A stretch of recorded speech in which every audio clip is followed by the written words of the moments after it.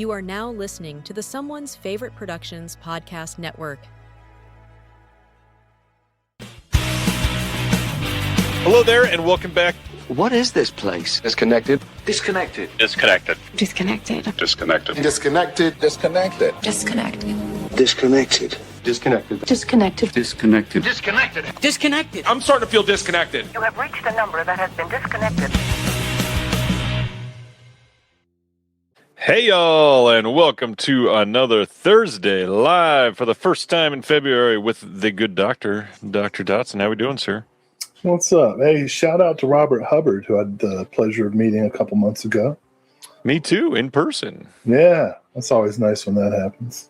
We got to go see Day of the Dead at the Cary Theater, which was quite a fun experience. Makes it extra special for something like Day of the Dead. Hmm. What's going on with you, sir? It's been a busy couple of weeks, eh? So far, 2026 has been like just win after win. I feel like the whole country is going in a better direction. Everyone I love is healthy and alive.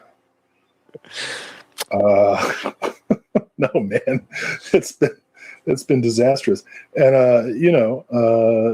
I know that you're no stranger to inclement weather, but here in the lower south, we got like an inch of snow and ice, and it shut the entire world down for 2 weeks.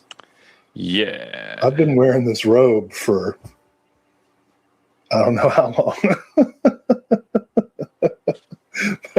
My driveway is just like 2 inches of ice. It's been pretty incredible. How about you? You just had a little travel opportunity, didn't you?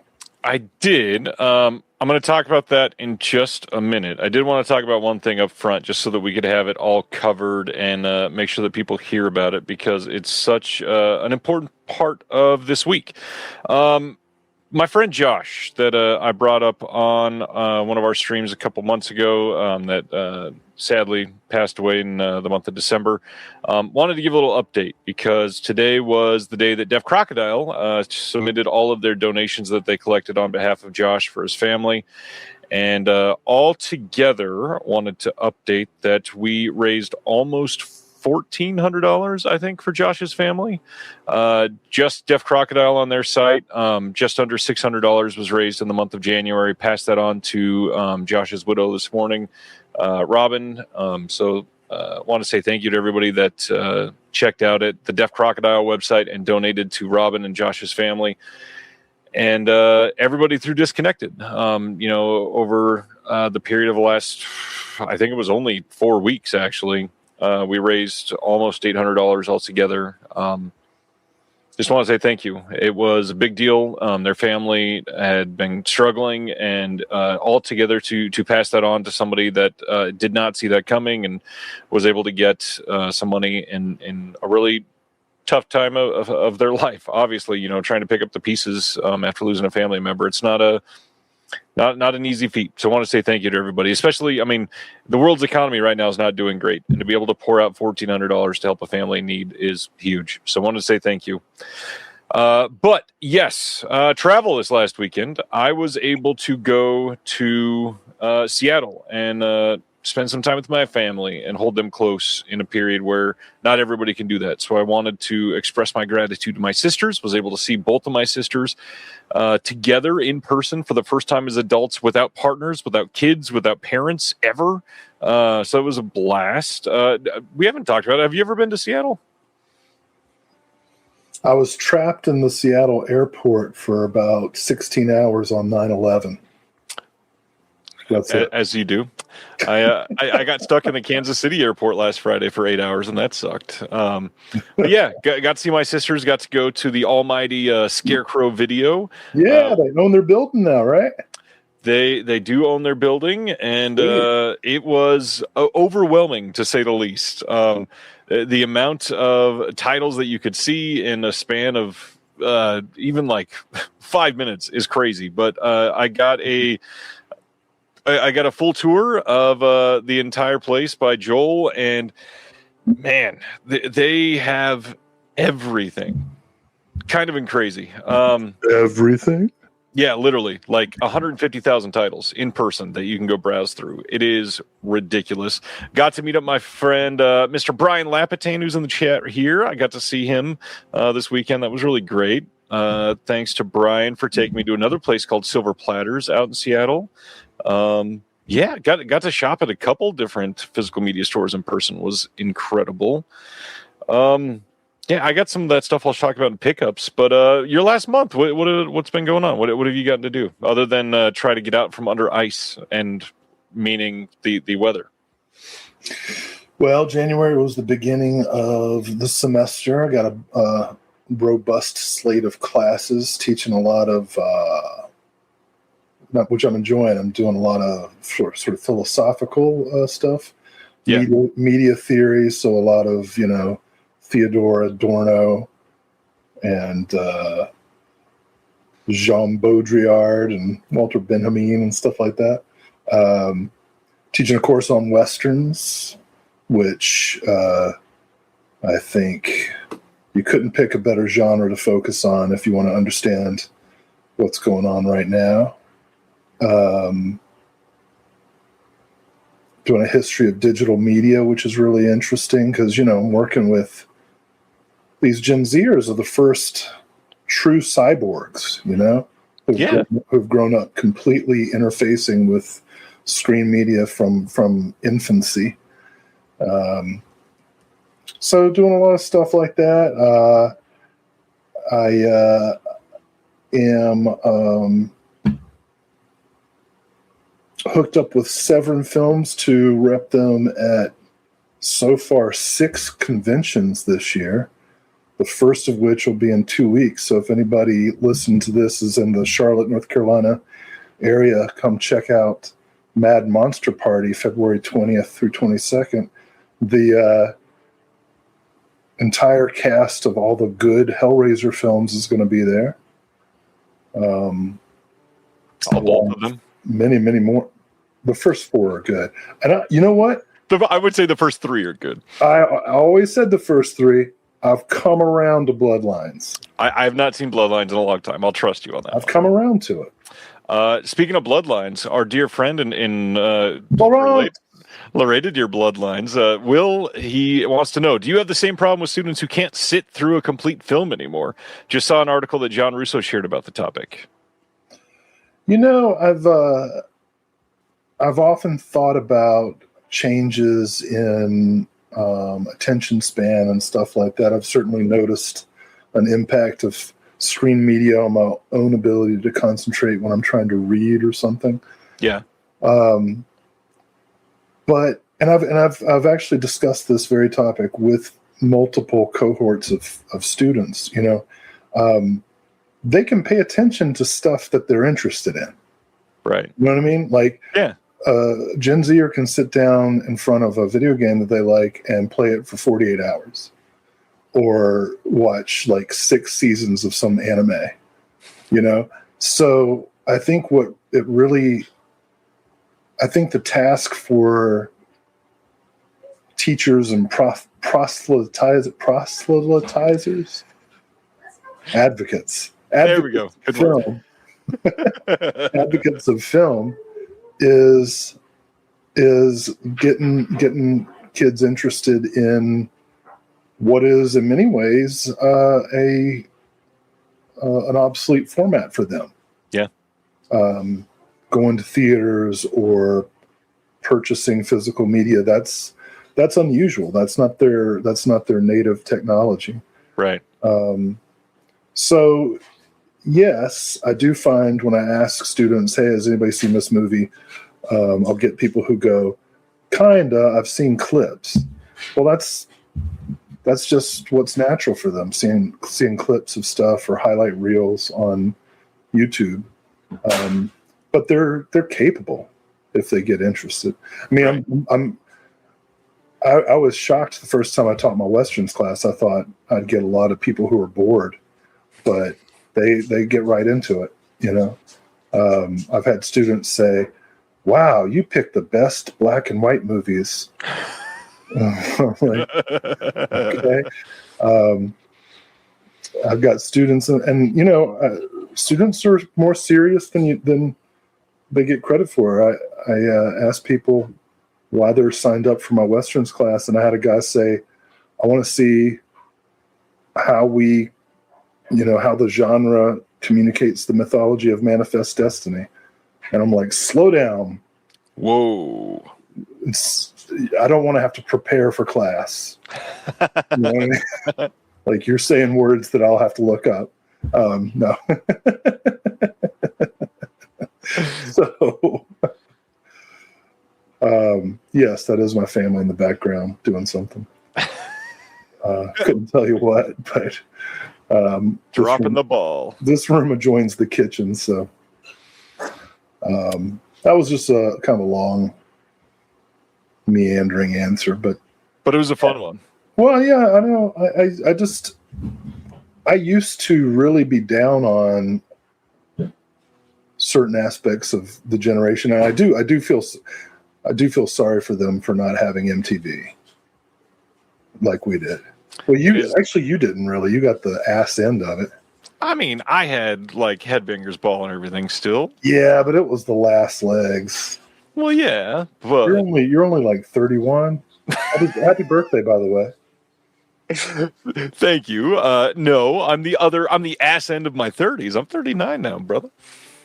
Yeah, that was the end. I mean, I was near the end of right, but I mean, the end of MTV started in 1992 when the Real World premiered. Right. I was going to piss you off and say, "Come on, I had Carson Daly too." That guy, he was the worst. Not his fault. He was just the herald of pop music's decline. Yeah. But like, if you had MTV between like 86 and 91, you know what I mean? You don't, but some of these people do. I don't. You're right. I was 4 in 91. I'm sorry. Oh my God. Well, let's talk about what you're into nowadays. What have you been picking up this month, sir? What are we doing? Pickups? Let's do pickups first, and then we'll do some watches. That's some pickups. This just arrived today. I'm basically, and we'll talk about this a little bit when we get into the announcements, I basically have to start my Scorsese, Coppola, Schrader, Allen watch through over again because half the shit that I've watched has now come out on 4K, or in the case of Coppola, he's re-edited the movie. So I've got one from the heart. Got one more surprise about Gen Zers. First couple weeks of classes, I always ask people to share a detail about themselves when they say their name to help me remember who they are. Yeah. And this dude, I did name one of your favorite movies, right? I never ask people their favorite movie because that's hard. I asked people, just name one of your favorite movies. And this guy goes, One from the Heart. Interesting. He got into the whole history of it. He was like 19, and he's telling the history of how it like destroyed Zoetrope Studios and how he's watched like 3 different cuts of it. And, wow. And so I'm pretty impressed with that. So I got One from the Heart Reprise 4K.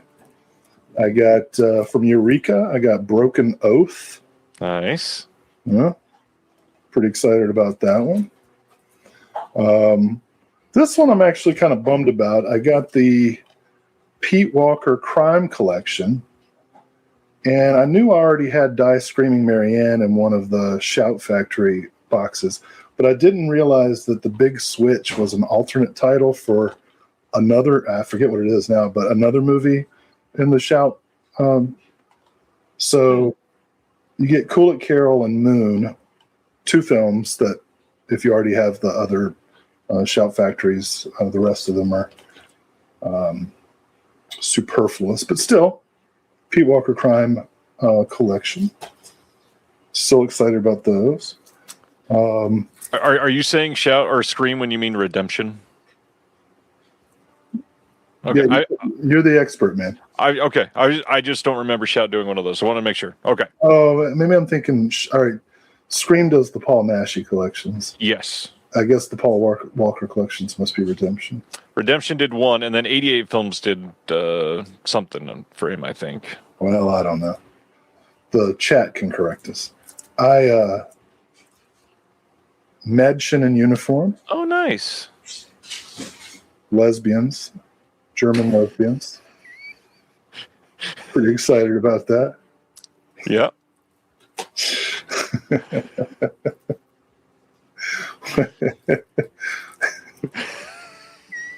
What do you call lesbians in Germany? Carpet Munchausen.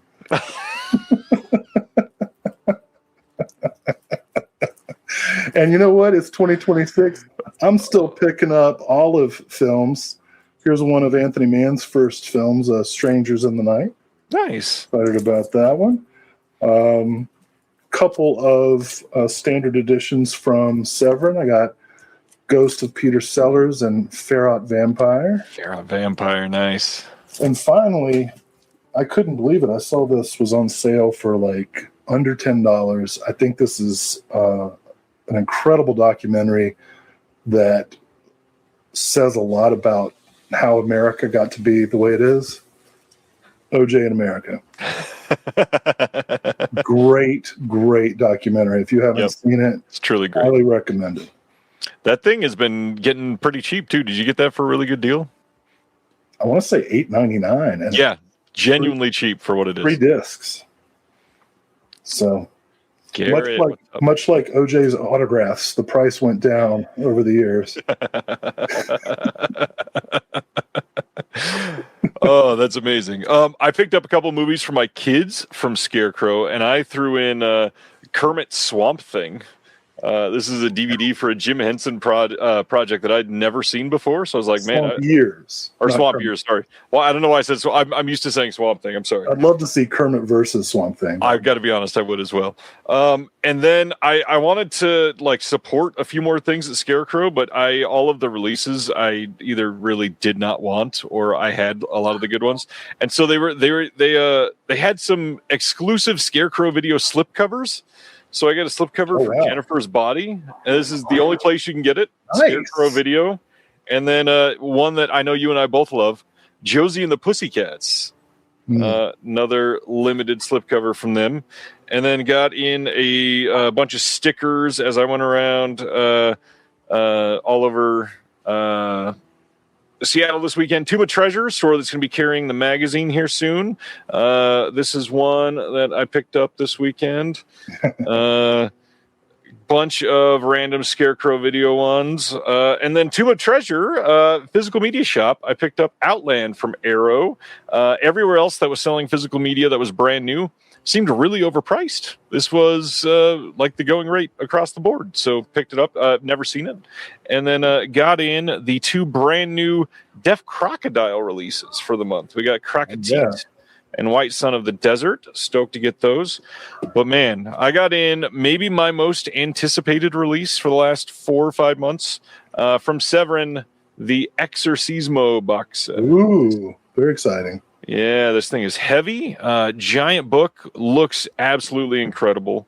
Cannot wait to dive in on these. If anybody comes to Mad Monster Party, I'll have several copies of that for sale at the wholesale rate. Ooh, even better. Yeah. Those Deaf Crocodiles look good. I tell you what, it got so cold here that I almost cracked a tit. You know what I'm saying?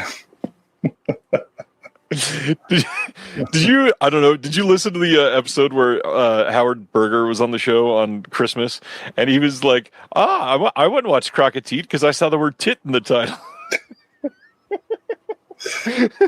So typical. Oh, Howard. What about watches? What have you been checking out? Watches. Okay. Have a stack here. So because I'm teaching a course on Westerns, I have pulled all of my Westerns from my collection and put them in I'm pointing to my left. There's a whole shelf with close to 400 Westerns. And my plan is just to watch one or two a night until they're all done. So first I'll say I watched the last two of John Wayne's appearances in the Three Musketeers series, The Night Riders, which is the same, based on the same real events that The Baron of Arizona is based on, with Vincent Price, Sam Fuller. Night Riders, quite good.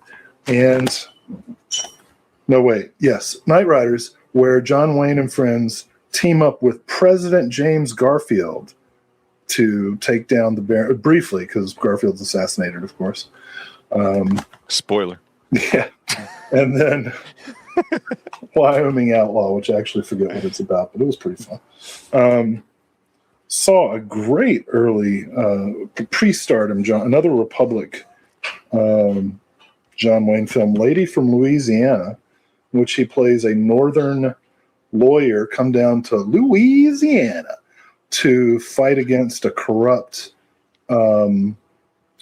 lottery, right? Take down the corrupt local government of New Orleans. There's just one problem. He falls in love with the daughter of the guy who runs the lottery. So it gets complicated. Jackpot. Speaking of complicated relationships, Seven Sinners, John Wayne and Marlena Dietrich, who reportedly demanded John Wayne for the role as her suitor in this film. This is famous for Marlena's drag performance as a Navy sailor. Quite good. Definitely a good double feature with Madchen in uniform. And my last John Wayne feature, imprints The Long Voyage Home. This is John Ford, cinematography by Greg Tolan. 4 Eugene O'Neill one acts kind of sewn together. Wayne is not the star. He is a featured player, so this is a deceptive cover here. Plays a Swede, tries to do a little bit of Swedish accent, like, yeah, we go home now, that kind of stuff. Doesn't sound right, not good. But the movie itself is quite amazing. Famously great at accents, by the way. Holy cow, man. Anybody who hasn't seen this needs to. Gregory Peck and Henry King's The Gunfighter, adapted from a story that both Andre de Toth and Roger Corman worked on. Very dark Western. Dead kid. Ronnie, this is an amazing joke, by the way. It really only works in text, but she wrote Johann Wayne. Johann Wayne. Finally, I got a bunch of these Django double features on DVD, and I watch Django Kills Silently, aka Django Kills Softly, either way, and Django's Cut Price Corpses. Neither of these are very good, but if somebody upgraded them to Blu-ray, I'd check them out again. George Eastman of Joe D'Amato fame plays Django in Django Kills Softly. That's quite fun. You took the question right out of my mouth. I was about to say, did they get somebody big to play either of those roles? Literally big. He towers over everyone. And my last 3, a friend of the show, Alex Krieger, and I are watching some Mondo Macabro titles together. And so far we've done Hunting Ground. Holy moly. Great movie. Slow build. Yeah. Kind of like Death Wish, but for the ladies. Satanico Pandemonium. Another great one. Oh. That's the review. Yeah. Oh. And Paul Naschy's Panic Beats. So I still need to see Panic Beats. I want to get to the theater to see the new Jason Statham movie and the new Sam Raimi movie, but so far haven't been able to do it. Well, what a segue. I did get to go see the new Sam Raimi movie this weekend. I will say that I think the two leads are incredible. I'm a big Dylan O'Brien believer. He is amazing. She's all right, too. That was a joke. I was thrilled to see it in the theater. I was very happy with a lot of the choices in the movie. It being Sam Raimi, I kind of wish they went just a little bit further in a couple scenes and sent help. The other thing too, and this is not necessarily a critique, but I feel like in most Sam Raimi films, I'm always propelled forward. And there's a couple beats in this one where like we go back to a couple of the same story beats, and it just doesn't feel the same as a regular Sam Raimi movie. I enjoyed it quite a bit, but a couple things that I feel like we could have done slightly better. Fun movie. Rachel McAdams, amazing. Dylan O'Brien, amazing. CGI, questionable, iffy quite a bit, but other than that, good movie. It was enjoyable. And then the other thing that I watched half of this week while falling asleep, went back to a modern hillbilly classic because I love it. Showed my sisters Tucker and Dale versus Evil for the first time. Love that movie. And they kept laughing really hard and waking me up. So they must have enjoyed it too. Yeah, good stuff. It's all right. Did they work the Oldsmobile into the movie?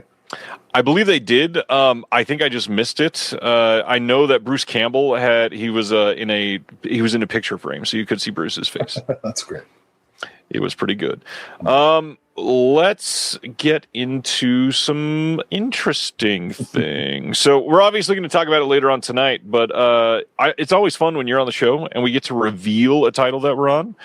This week, Mulholland Falls was announced, but yes, this one surprised me. The other one we're going to go deeper on when we get to it, of course. But Mulholland Falls, we got to do a commentary for that one for Imprint. Unbeknownst to us that it was going to be in a box set of neo-noir titles. Kind of an incredible box set to put together. Mm-hmm. Yeah, it's a great commentary.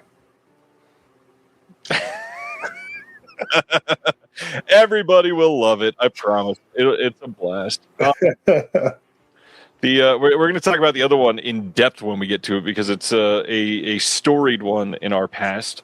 Yeah. Other than that, anything else that you want to cover before we start getting into it? Because it feels weird to only be doing this 30 minutes into our show. We have a shit ton to cover tonight, though. I'm streamlining it. Yeah, times are tough. Hang in there, everybody. Right. I try to say something nice, and you want to pull up all these. I was already pulled up before you started talking. Phrasing. Nice.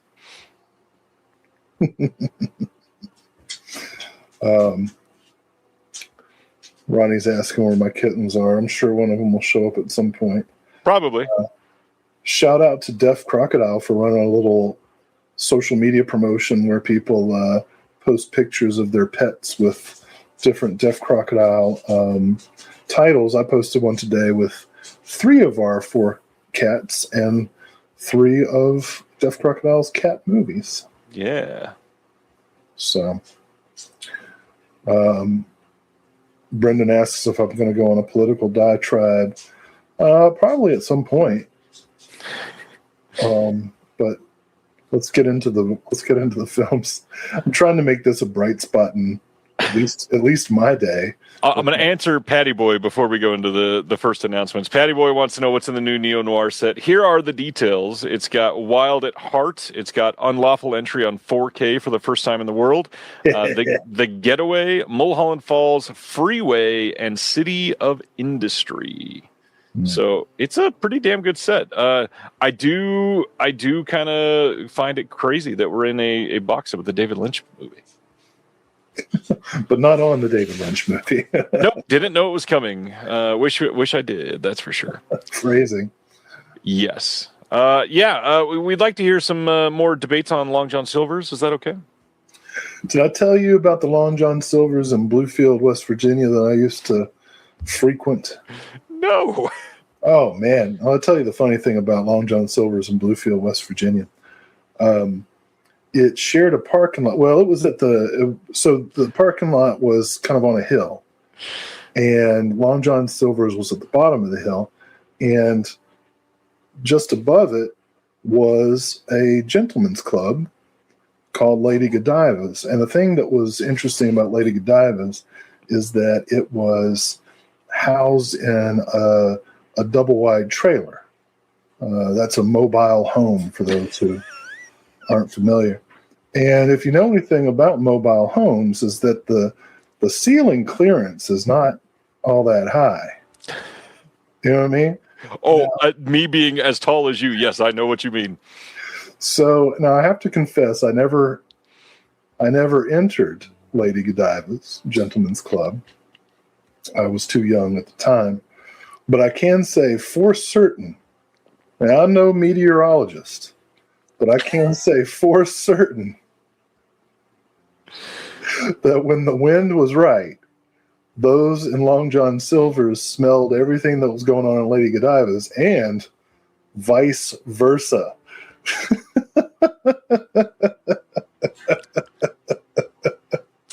All right, let's get into the announcements. Okay, April 13th. Speaking of Lady Godiva's. Over in the UK, we've got a 4K coming from Hammer Films. This is one of their smaller box sets as opposed to the giant, thick box sets. It is Man Trap from 1952. This one is going to have both Man Trap and its US version called Man in Hiding, with supporting material on 2 different discs in a digipack and rigid box, 1 4K disc, 1 Blu-ray disc, with the content duplicated across both. So all of the special features are on both discs entirely. We had new commentary with James Harrison and Sergio Angelini. New commentary with Toby Rohn and Heath Holland from Serial at Midnight. There is Imogen Sarah Smith and Sergio Angelini speaking with Wayne Kinsey, discussing Hammer's Brit Noir output and its relationship with pure American noir. There is some writers talking about the book that Man Trap is based. There is a handsome leading man during the silent film era. Jon Stewart latterly appearing in several Hammer films in supporting roles. We got a few people discussing his father and his works. Wayne Kinsey joins Dark Corners Reviews Robin Bales for a tour of Man Trap's London's locations. There's a booklet with all kinds of new writing on the book, on the film. Sorry. These releases kind of amazing. Love what Hammer's been doing. I've never seen Man Trap. A lot of these smaller ones are these smaller films. Have you seen this one? Just to be clear, the smell in each direction is cigarettes and fish. Yes. Okay. Yes. Yeah, dude. No, I've never seen Man Trap. I'm glad we'll get Heath Holland's expert opinion on British cinema. That's cool. Yep. Any other thoughts on Man Trap? I'm going to get this. All right. Let's talk about some Arrow releases. We had already talked about Day of the Locust a long time ago when Arrow announced it here in the U.S., but it's coming out in the U.K. on Blu-ray on April 6th. All of the same features as before. I don't remember if you'd seen this one. Is this one you'd seen? Oh, yeah, it's a great movie. You know, I watch it every 7 years or so.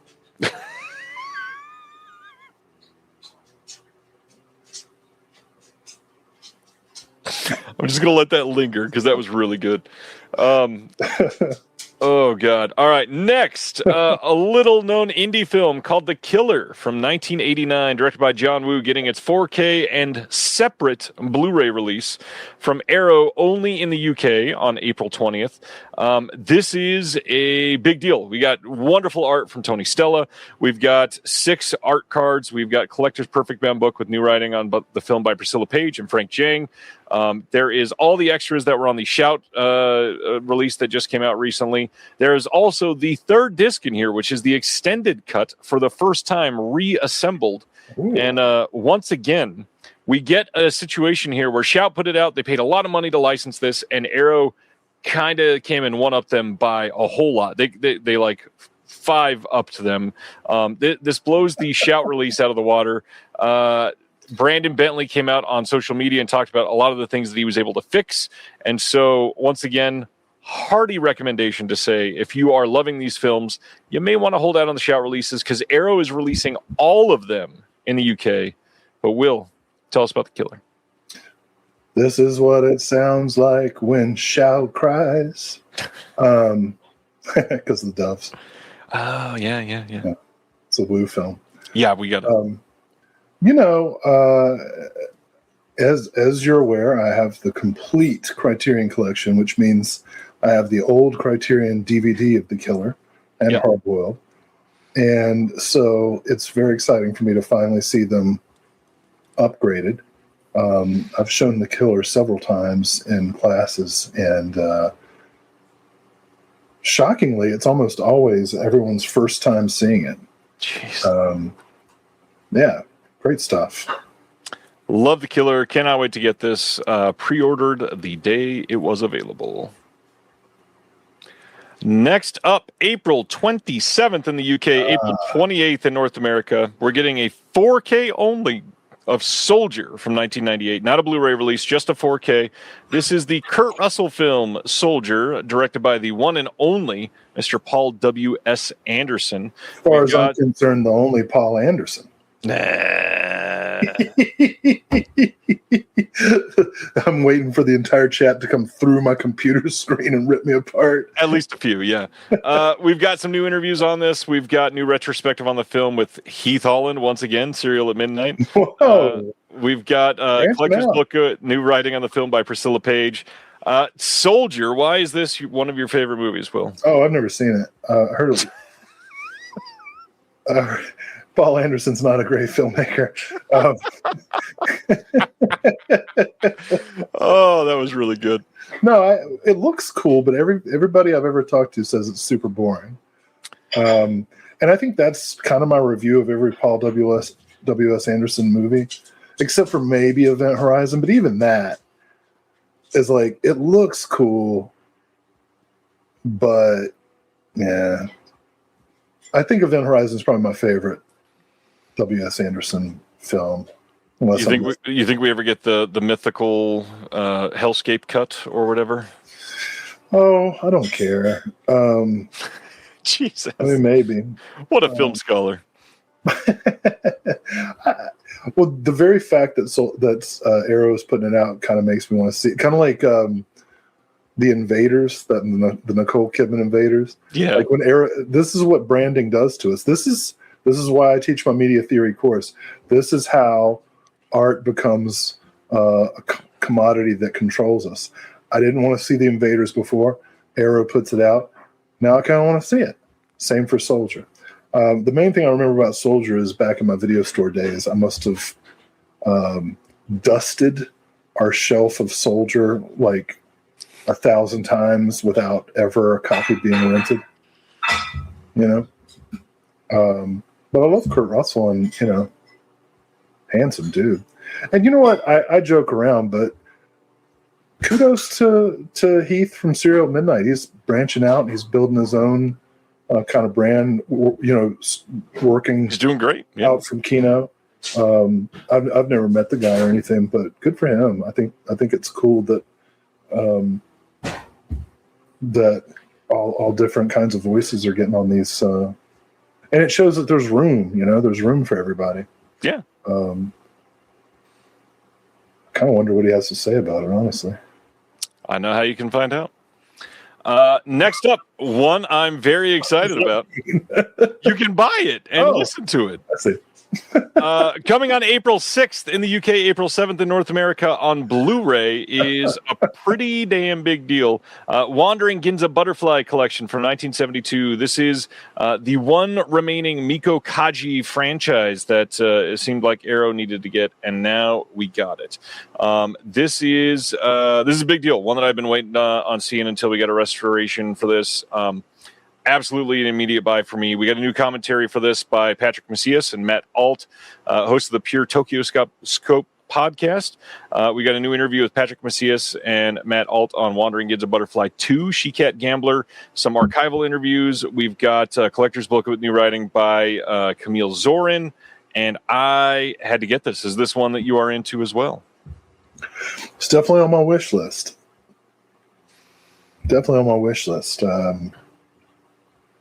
I can't buy much of anything anymore. Yeah, I hear you on that front. Let's see. Oh, Tony's here. What's going on, Tony?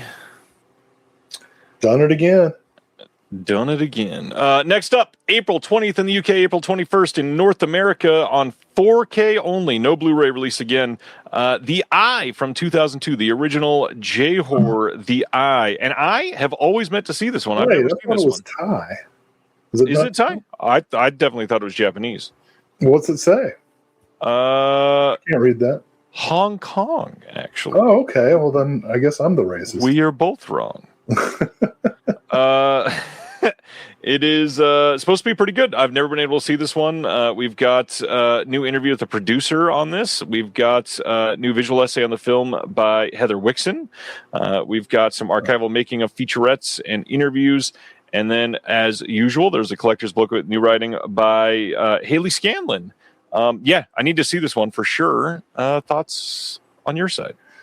Well, sadly, for my misidentification, I have seen this. I saw it, I believe, early Netflix DVD days, and I did it as a double feature with the Jessica Alba remake. Nice.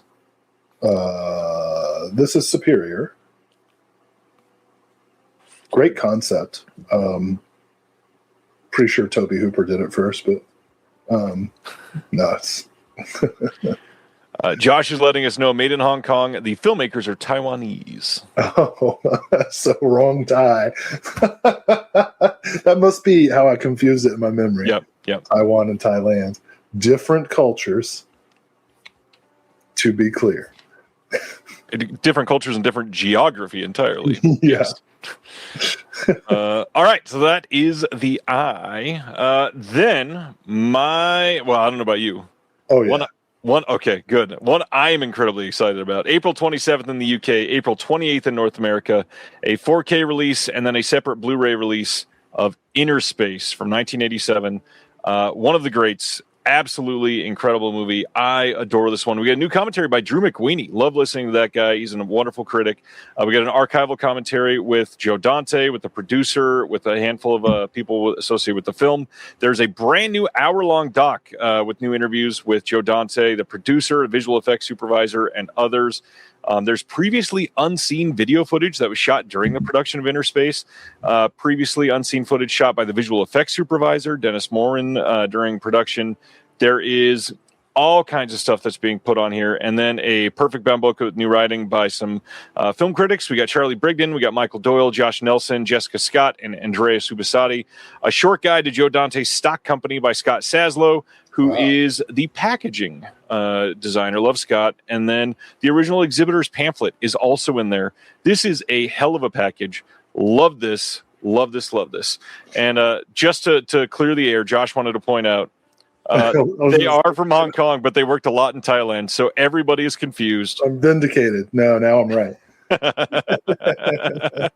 All right, Inner Space. Tell us about it and Joe Dante, sir.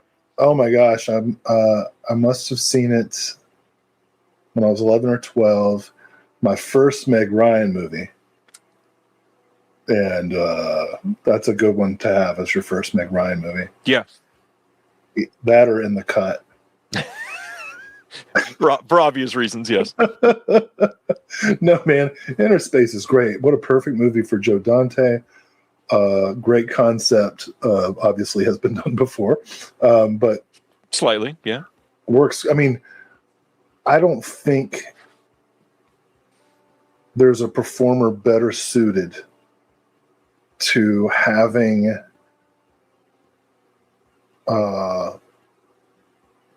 a rocket ship, a manned rocket ship in his bloodstream than Martin Short. This is true. Some would say Jim Carrey, but I think he'd overplay it. He would. This is a truly great movie. Honestly, this one really fits with Arrow. It definitely is like the perfect mixture of a cult classic and very pop culture, very mainstream type movie. And you've got a lot of big names in it. Huge name director. For anybody that's not seen this is a big deal. This is a huge movie that's needed a great restoration. This is going to be just absolutely incredible. Did any director own cable movie channels more than Joe Dante with Gremlins, The Burbs, and Interspace? It's a great question. I feel like the Gremlins, The Burbs, and Interspace kind of replaced Beastmaster and Big Trouble in Little China as the most broadcast films. Well, and Explorers was up there too. Oh yeah. Explorers too. Matinee eventually, not quite as much, but it was there. Yeah. God, yeah, great movie. Everybody needs to see this. It's fantastic. Yeah, that's a definite. Severin announced some big titles. Oh, boy. So mid-March, if you order from their website, and if you order it widely, it will be coming a little bit later.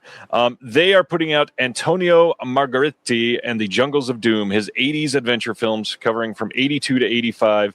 And these are 4K releases of The Hunters of the Golden Cobra.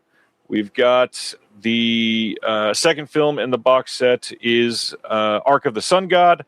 And then the final film is Jungle Raiders. We've got new special features on all of them. We've got interviews. We've got a lot of stuff that I am stoked that they're putting on here. We've got... let's see, Blu-ray discs and 4K discs for each. Just an astonishing package. But the really cool thing is if you are after these and maybe you've got like the old Blu-ray releases, it's the same size case. They're letting you buy just the box for all of those, which is a really fun thing. That's a very Severin thing to do. You can buy each of the individual films on 4K. So if you've already got one or two of the films, you can just buy the one or two that you're missing. They've also got a Antonio Margheriti shirt. And I'll pull that up here so you can see that. I think. Nope, never mind. I was kidding. We're not sharing it. It might be on one of these other ones, but yeah, it's kind of wild that they're letting you do that. I love that they're doing that. Choice is always a good thing. How much are you into this set? I love Antonio Margheriti. You know, Cannibal Apocalypse, Seven Deaths in a Cat's Eye. So many great genre films. Yep. I don't think I've actually seen any of these. So, not even Ark of the Sun God? I thought you had. Nah. Okay. No, I don't think so. I've seen Ark of the Sun God. That one is fun. I'm looking forward to the other two a little bit more. But yeah. And I know that this is ironic. I don't like the Star Wars franchise, but I love Star Wars ripoffs. Right. And I don't like the Indiana Jones franchise, but I love Indiana Jones ripoffs. Of which there are many. You know, I have no defense for this. Understandable. Somehow, to me, the ripoffs are more authentic. It was understandable, and then you said that line, but okay. So that is that box set, but that wasn't enough. No. They are also putting out at the same time Gutter Auteur, The Lost Legacy of Andy Milligan. They've got this Gutter Auteur shirt available with it. It is a 3-disc set including 2 Thought Lost films, plus the acclaimed documentary The Degenerate, The Life and Films of Andy Milligan, with 2 rarely seen movie projects and over 5 hours combined of special features. I've been waiting a while to see this documentary since they've been talking about it on social media. Yeah. Our friends over on the Sin Syndicate podcast had talked about that because one of the close friends of the podcast went and was on the disc itself. So shout out to Alex. Yeah, this is great. Had the first box set. Need to get this one. I don't remember. You're super into Milligan, aren't you? Yeah, and I mean, if it wasn't for Milligan, I would claim Gutter Auteur for myself as an epitaph. I want to shout out Ray J19. Ray J or Reggie? Reggie. Eddie and the Cruisers, also nonstop on early cable. Yep. And the Fishman, I thought that was Sergio Martino. I think so. Well, anyway, I did scrape together the cash to do this one. Whoa. I had to do it. Interesting. Unfortunately, did it before really doing the budget for the month and regretted it instantly. Understandable. But hey, no take back, so it's coming. And then, of course, we got it up on the screen now, but they put out one of the giant Degenerate Jungle bundles that you can check out. 183 for 2 box sets, 3 of those films 4K, and then 2 shirts, and you get all of that for 183 shipped. Not too bad. And yes, Island of the Fisherman is Sergio Martino. Okay. Yeah, hell of a package. This looks great. Check it out if you are into it. Let's talk about some Cauldron releases. Hey. April 30th, we got a 4K coming of Lucio Fulci's Conquest from 1983. Now, this had been announced back in December, I think. Just no details yet. And now we got the details. We got the art. We've got Johnny Ryan stickers associated with it. Stickers are hilarious. Can't leave them up on the screen for too long. So Conquest is coming with the 4K restoration from the negative.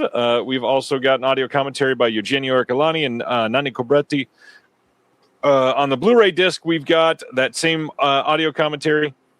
And then a third Blu-ray disc, which is packed full. We've got an interview with Jorge Rivero, interview with Jorge Gra. We've got interview with Claudio Simonetti, interview with Federico Del Zappo, interview with Gino Capone, interview with Paco Marin, interview visual essay by Heather Wixon, visual essay by Pierre Maria Bocci, 2 video essays by Mike Foster, and then a Conquest-inspired short film. All leading up to the 4th disc in this, which is the CD soundtrack by Claudio Simonetti. There is going to be a reversible wrap with vintage artwork, a rigid slipcase with artwork by Justin Coffey, and then a full-color book with liner notes by Michael A. Martinez and Andrea Moroni. And the Johnny Ryan stickers come for a limited time. When you announced the CD soundtrack and then talked about the reversible wrap, I was like, what the hell is that? You got to put the CD on upside down. Yeah. Is that like a crisscross song? No, that's on one of the Full Moon releases because that's done by Chris Alexander. Yeah, well, this is a conquest of our wallets.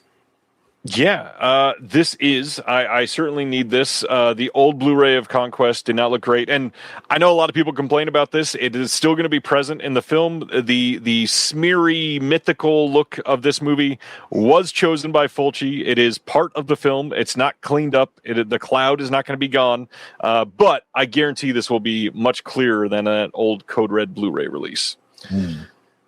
Movie Eddie is saying, I wanted to ask you what 4K player do you have to watch your movies and would you recommend it? This is a terrible way to ask and answer this because I've got a 4K player that is no longer being manufactured. So I do recommend picking up an Oppo 203, but I don't recommend that you buy it now because it's going to cost a lot of money because it's a really nice player, but it's not worth what people charge on the second-hand market. It's like $2,000. The Panasonics that are out there, the mid-range Panasonics are really great. The ones that you can usually get for like $500 or $600, those are a lot better than like the $250 ones. So check those out. I got a pretty decent all-region 4K player. Yeah, all region for the Blu-rays. I forget the make that, but it was only like $300 or $400. That's not bad. That's not bad. All right. Now, their second announcement, which was a bit of a surprise for everybody, including us. Hey. April 30th, 4K release coming of Jess Franco's Jack the Ripper from 1976. We got an audio commentary by the two of us on this disc. That's on the 4K disc and the Blu-ray disc. There is going to be extras on this. We got an interview with the actor Andreas Menkopf. We've got tribute to Jess Franco's Jack the Ripper by Erwin C. Dietrich, the producer of the film. We've got a visual essay by Troy Howarth on Klaus the Ripper, visual essay by Eugenio Ercolani at Whitechapel Shadows, a deleted scene in a trailer, and then there's a full-color booklet with liner notes by Dr. Stella Marie Gaynor and Troy Howarth. Double-sided folded poster. Will, tell us about Jack the Ripper. Well, here's the story. Longtime listeners may have picked up some breadcrumbs about this because this was actually the first commentary you and I recorded together back in 2023. Yep. And the way it happened was, and it's so funny to me how random it is, I had never had any social media before, and I had just gotten Instagram and Twitter, which I've since kind of gone dormant on Twitter for, reasons. But I was still trying to figure out how to use Twitter. Yep. And Jesse from Diabolic and Cauldron posted that he was looking for someone who knew something about true crime, Jack the Ripper type stuff, for a disc. And I had just done I'm Dangerous Tonight, the Tobe Hooper movie, and was looking to do some more supplementals. You and I didn't know each other very well yet. We had just done the interview about my Tobe Hooper book. So I DM'd, as the kids say, and said, oh, yeah, I know everything about true crime. Whatever. And Jesse responded and was like, cool, send me an email. And it turned out that this son gun right here, Ryan, had simultaneously reached out and similarly had bullshit that he knew stuff about Jack the Ripper and true crime. So we got to talking, and of course, me being magnanimous, I was like, well, maybe we can do something together. And then Jesse told us what the film was.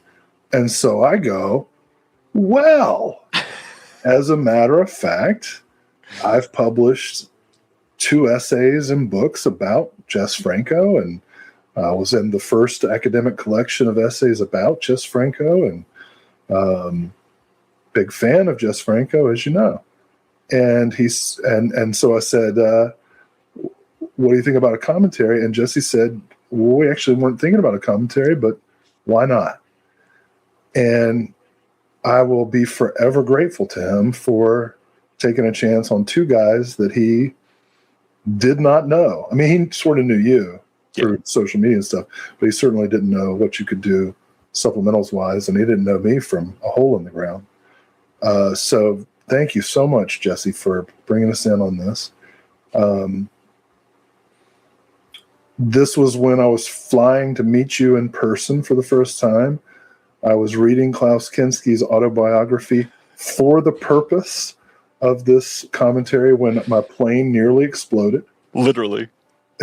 We had to have an emergency landing. But totally worth it because I was able to bring in a lot of Stephen Thrower and Klaus Kinski's autobiography into this commentary. And I think it turned out really well. I'm pretty happy with it. If I may interject too, not only did Will's plane almost explode, but if he had not made that flight and almost exploded on it, not only that, a car at his university where he usually parks also That's right. Was lit up in flames that day. So the universe really had it out for you that very day. Or you were rescued, yeah. Yeah, I was rescued by the hand of God. Yeah. I think Klaus didn't want me to quote from his autobiography, so he was sending some hexes. Seems like it. But yeah, this is a big deal. This disc literally has led to the entirety of someone's favorite productions and subsequently Antenna. Without all of that coming from this one commentary, none of that ever would have existed. So Jesse is incredible. Yeah, we really owe him a lot. And I'm so happy that our first work together could be about a filmmaker who I love above all others and you hate. Yes, this is true. And that is mentioned in the commentary, by the way. But in my defense, I think this is one of his best films because it's very not Jess Franco. It's so Jess Franco. No, there's vaginal zooms. What? There's no vaginal zooms in this movie. That's not like a motif. Well, it's a trope. Whatever. I'm glad you got a chance to expand your horizons. It's a great movie, and I really hope people check it out. I really love the poster that they chose for the cover of this. Stunning artwork. I think this is going to look great. Here's the endorsement that I'll give for it. Of the first 4 commentaries we recorded together, I made you re-record 3 of them. It's so true. I forgot about that. And this one I was like, nah, it's good. And what's great is two of those that we re-recorded, we re-recorded twice. Oh yeah. Literally. Hey man. Whether you like our stuff or not, it is as good as we can get it. Well, and I hope that means that it actually turned out good, because they are good. I really hope people love them. The commentary for this is truly chock full of information. I know that a lot of people saw this and went, man, where's Stephen Thrower in the extras? He is all over that commentary. Stephen Thrower's presence is felt in everything about what we talked about on this movie. That's for sure. I do cite. I don't just plagiarize. I cite him. This is true. And the rest, go into the rest of the supplementals, because there's a lot of great stuff on there. Yeah, all the ones that I had already read. Yeah. Oh, did you read it on there? Yes, I did. I'm like an actor with a script. I'm like, blah blah blah me, blah blah blah me. Yeah, it's a wonderful disc. I'm so stoked that we could be a part of it. Yeah, check out the movie if you've never seen it. And honestly, great price too for what they're putting out for a 4K Jess Franco title. Yeah, that's a good one. We've been talking about this goddamn thing for 2 years. Like, oh, wait till we tell you what the. Well, funny enough, it's literally, by the time it comes out, it will almost be 3 full years since we were hired for it. Literally, because we got picked up for it in April or May of 2023. And the reason for that, well, one of the reasons for that is originally, I don't think they intended it to be a 4K disc, and they did not. Yeah, they decided to go 4K. I think right after we recorded or while we were recording. So that made the timeline a lot longer, but worth the wait, I think. If you've never seen Jess Franco's Jack the Ripper, or if you've never seen a Jess Franco movie, this would be a good place to start. Yeah. It's quite, I wouldn't say it's conventional, but it shows that he can make a film with resources that, doesn't have vaginal zooms and it's a much more accessible film than most of his other films. somebody's going to cut that clip and God, I hope so. All right, next. I hope I'm a sample in some underground hip hop artists. Veg. All right, let's get into some OCN announcements. Sunday morning was a busy frickin' day, that's for sure. We have a lot to cover. So many partner label titles this month. A little light on the VS stuff, but they made up for it on the OCN side. So let's get into it. One, the much sought after Demon Warp from 1988 gets a 4K release as part of the main VS line. This is available and shipping at the end of this month. And this one is going to be on 4K for the first time from the original camera negative. We've got a commentary with Emmett Alston and the producer, Richard L. Albert, moderated by Jim Branscombe of Cinematic Void, who is stepping away from Cinematic Void a little bit. More Jim Branscombe in the news this week. We got an interview with Michelle Bauer on this. We got an interview with the writer, Jim Burgess. We got an interview with the DP, R. Michael Stringer, interview with the composer. We got an audio interview with Hank Stratton, conducted by Ewan Kent, the producer over at VS, used to be over at Arrow. Demon Warp. I've never seen this, been waiting on the restoration because this has been much rumored for a long time. Have you seen Demon Warp, sir?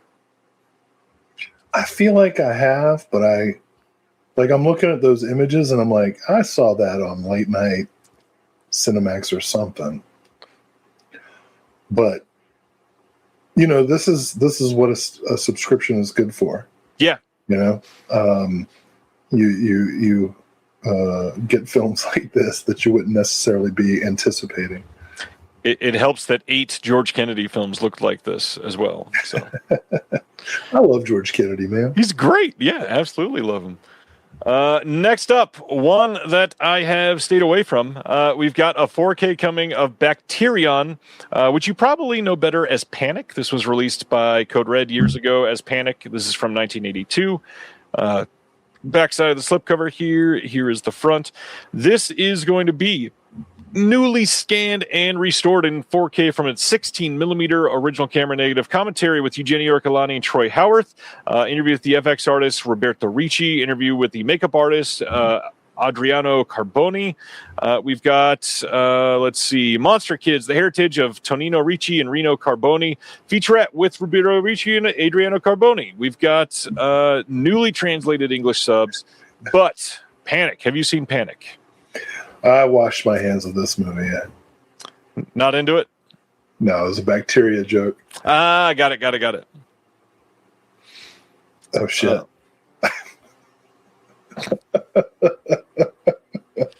Wow. I'm glad that question's not for me. Yep. Next up. Have you seen Panic? Because I'd like to know if the reviews I've read are to be trusted or not. I've never heard of this, actually. I'm not familiar. Interesting. All right. Yeah. Anybody?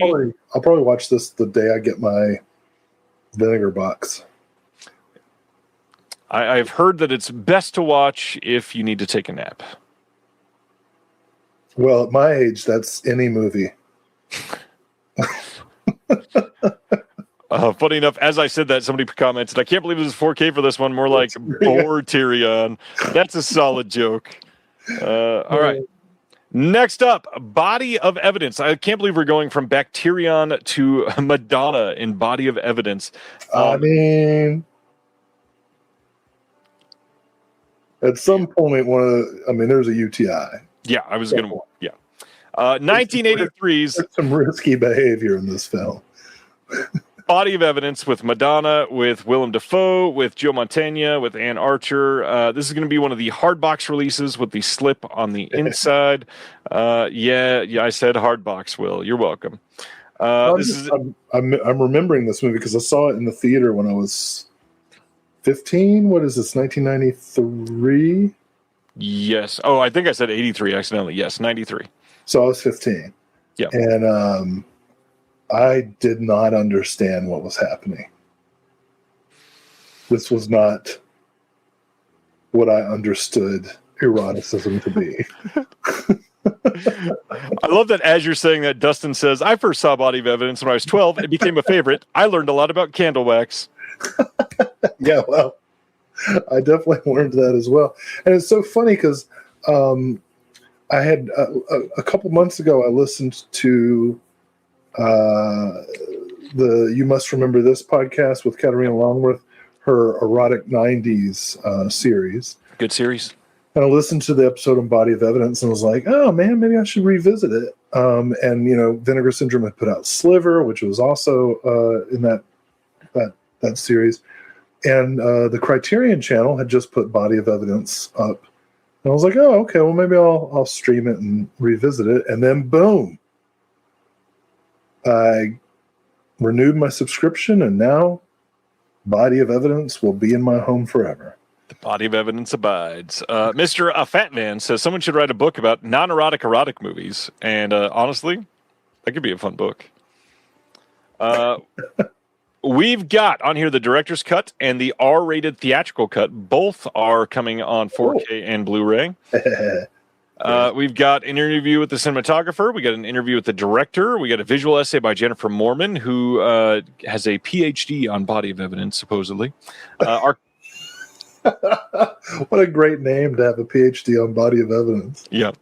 We got a making of featurette that is archival, and then a 40-page book with new essays by Scout Tafoya. We've got Walter Chaw and Abby Bender. Yeah. Oh, all right. Good for you, Scout.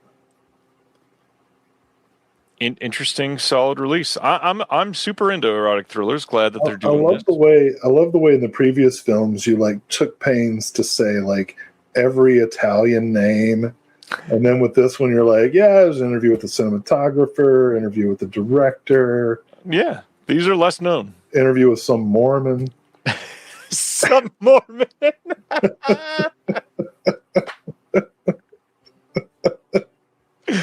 Okay, that was good. That was a good setup. Of course, when Jennifer's Body was released in Utah, it was called Her Husband's Body. The body of Jennifer's husband. I kid. Hey, if Jennifer Mormon's listening to this, I am so sorry. I did not. That was dumb. Oh man, that was good though. That was good. All right, next up, as a VSA, a title that I don't think they had teased other than the banner art, which nobody had any idea to think that this was going to be coming. We've got Dead Boys with a Z, Can't Fly, done by Cecil Howard. This is from 1992, the last film of the erotic filmmaker Howard Winters, also known as Cecil Howard. This one is a gritty, blood-soaked throwback to the mean-spiritedness of 70s exploitation movies based on an original script by Straw Wiseman, a writer of notorious Nasty Fight for Your Life. This is newly scanned and restored in 4K. Damn, that? Yes. The Fight for Your Life? The Fight for Your Life. Wow, okay. This is going to have 4K restoration from the 35mm OCN, interview with Brad Friedman, interview with the writer Straw Wiseman, interview with the executive producer Bradley Winters, interview with the production assistant Scott Buchwald. These are all for you. And that's it. I've never even heard of this one. I didn't know that this is what Cecil Howard left his career on. Did you know about this one? No, I do know that, there's probably never been a truer title for him. I mean, we could try. I mean, if you put him on a plane, which happens. Dead man flying, dead boy flying, dead boys. Yeah, I am curious about this one. At least I don't know anybody that's even seen this one. And dead boys can't fly. You ain't ever been on a Cessna? You don't know fuck about a Cessna. Stay the fuck out of my Cessna. I don't know what to say back to that. Craig says, Straw Wiseman, I worked for that guy back in the day. No way. All right. Next up is, I think, Cinematograph. Speaking of things that Will has to rewatch now, Boxcar Bertha coming on 4K from Cinematograph. We have a Martin Scorsese film coming out from Vinegar Syndrome under the Cinematograph line on 4K. You know the story that Martin Scorsese likes to tell about Boxcar Bertha, right? None. He says John Cassavetes watched it and came up to him and said, "Why you want to make pieces of shit like this? Go out and make a real movie." And that's when he went to do Mean Streets. Smart. That being said, and by the way, the Boxcar Bertha, like most of the cast of Mean Streets is in Boxcar Bertha. I think Boxcar Bertha is actually a pretty fun film. I enjoy it a lot. I have the Twilight Time Blu-ray. I really am looking forward to seeing it cleaned up, just how good it can be. I think Barbara Hershey is great in it. It is an exploitation film, but I mean, let's be honest. Martin Scorsese, especially his first decade or so, was an exploitation filmmaker. Absolutely. Taxi Driver is an exploitation film. 100%. Goodfellas is an exploitation film. Fucking Last Temptation of Christ is an exploitation film. Is it? No, I'm just kidding. Of course it is. Yeah. So all that is to say, exploitation films are films. So this is probably the Vinegar Syndrome announcement that I'm most excited about, this Cinematograph. I used some points to pick this up in The Gambler. So nice. Yeah. For the record, they did have a bundle that was available for 4 minutes, maybe. Yeah. With Martin Scorsese, the iconic filmmaker, and his work, a hardback book, genuinely sold out like faster than you could even see that they were releasing Boxcar Bertha. Put it in your cart and check out. But keep in mind, that book is available widely. You can get it on Amazon. You can get it at Barnes & Noble. You can get it at any local mom-and-pop bookstore. Go check it out if you're into it. This has new audio commentary by Adrian Martin, new video interview with Ian Christie, the editor of Scorsese on Scorsese, new video interview with the actor Barry Price.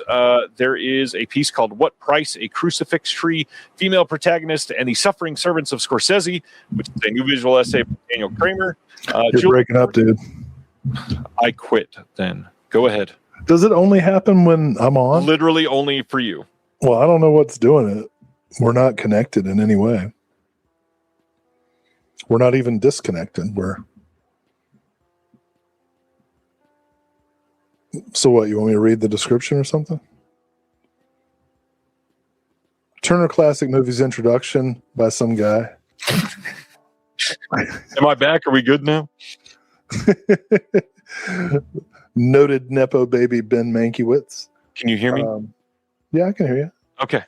Julie Corman and Chris Wilkinson talk about Boxcar Bertha and their Trailers from Hell segment. We've got, Ben Mankiewicz featuring interview footage with the producer Roger Corman on here.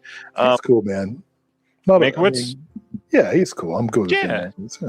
Yeah. No, now I got kind of an itch for it, though. You should let me. You should let me do one of these. Okay. Well, I mean, I want to start fresh. I'll let you do the next one. Well, let's see what it is. The next slide is literally just merch, so I'll let you do the movie after that. Yeah, I don't want booklet with a new interview with Martin Scorsese, as well as essays by Robert Daniels, Bill Gabiri, Beatrice Loyosa, and Glenn Kenny, author of Made Men: The Story of Goodfellas. Yeah, excellent release. I have been after a good release of this for a while. I kind of like you, been itching for a full Martin Scorsese watch through, and we're getting pretty close to getting most everything that he's done on HD. We're getting really close to getting the vast majority of it on 4K. Funny enough, like that's catching up to the Blu-ray output now. we got to get Alice Doesn't Live Here Anymore. Rumored for Criterion, hopefully soon. The documentaries, My Voyage to Italy. Yep. You know, we still got a lot to do. But there is a lot of it out there, thankfully. So you can watch most of it in HD. And a lot of it has showed up on the Criterion channel. So check it out. Color of Night. Not Color of Night. That's the Bruce Willis penis movie. Color of Money. That was like a John Cena behind the green door moment. Just a Freudian slip of, hey, look at the penis. All right. Well, like Bruce Willis, I can't remember it. Jesus. Oh. Oh, wow. Next, they did put out a slew of new merch. We got a Canister of the Undead shirt, Vinegar Syndrome logo with white on black. We've got a Cinematograph, Filmmaker's Bones, a limited screen print, Cinematograph Showtime shirt, Cinematograph Hieroglyphic shirt, all available right now and shipping this month. Oh. Sorry, what? It was Craig's post. Watching QC of Dead Mountaineers Hotel Blu-ray. Funny hearing Will talking from two places at once. I cannot wait to see the 4K of that, man. Well, some of you are listening to me talk from my mouth, and others are listening to me talk from my ass. And some both. All right. On to our partner label titles. Would you like to take this Utopia release of The Accidental Getaway Driver? I mean, it's kind of short, don't you think? There's no... I was being charitable, yeah. All right. Well, now you do this one. Utopia putting out The Accidental Getaway Driver. During a routine pickup, an elderly Vietnamese cab driver is taken hostage at gunpoint by 3 recently escaped Orange County convicts. This one is from 2023, and it is a Region A locked Blu-ray with a trailer, behind-the-scenes photo gallery, and that is it on the disc. Nice. This one looks pretty decent. Yeah, I'm interested in this. All right. How about you talk about this one? No, you do that one. All right. Next up is from Magnolia. They're putting out Bad Luck Bangin' or Looney Porn, a film by Radu Jude. This is from 2022. This says a teacher finds her career and reputation under threat after her sex tape is leaked. Forced to meet the parents demanding her dismissal, she refuses to surrender to their pressure. Presented in Radu Jude's controversial director's cut.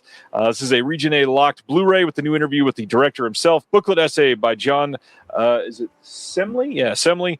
And you got English subs on here. And my funny story with this one is on announcement day when I'm like moving as fast as I possibly can to save all the cover art and get it ready to upload.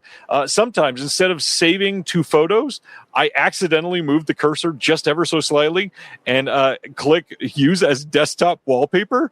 And I locked my keyboard, not knowing that, or I locked my full computer, not knowing that I accidentally set one as the desktop wallpaper. I go to show my sister something on the laptop later, and this image is the full-blown wallpaper on my computer. I pull it up and it looks just like this, and it's like, oh, better than the previous one. Yeah, well, kind of.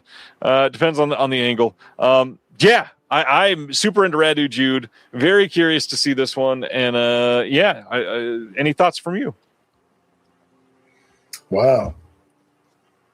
Hey, Jude, don't make it. This stars Tugs Cunny.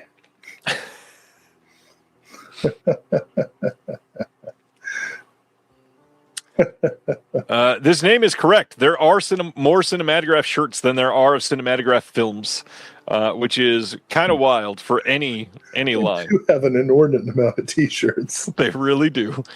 That cover looks like my honeymoon. Oh man, that's great. You honeymooned at Salon Kitty?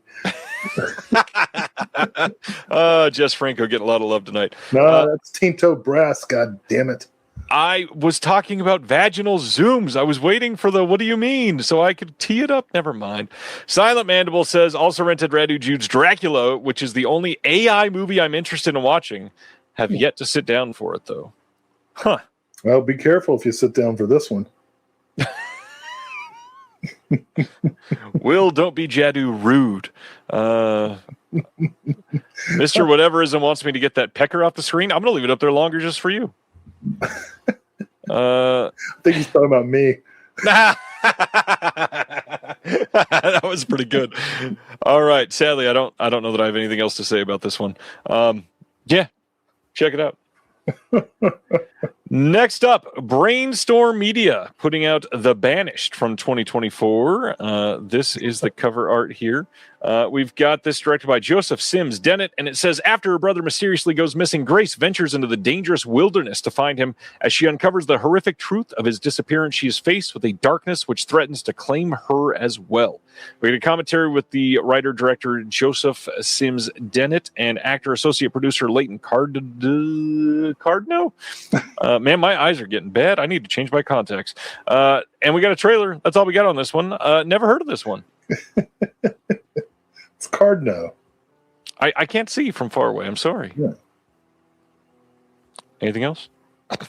It looks interesting. I'd like to check this out.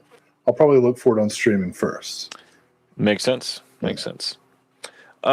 This is the fastest selling partner label title this month. From IFC, they put out a Blu-ray release of Blackberry from 2023. Wait, what? I didn't see this. Yes, sir. How did I miss it? This sold very quickly. I want to see this movie. Yeah. Continue, please. All 2,000 copies of the slip sold out in like an hour and a half. Yeah, this is the Jay Baruchel and Glenn Howerton and Carrie Elwes starring film from 2023 about the BlackBerry brand of phones.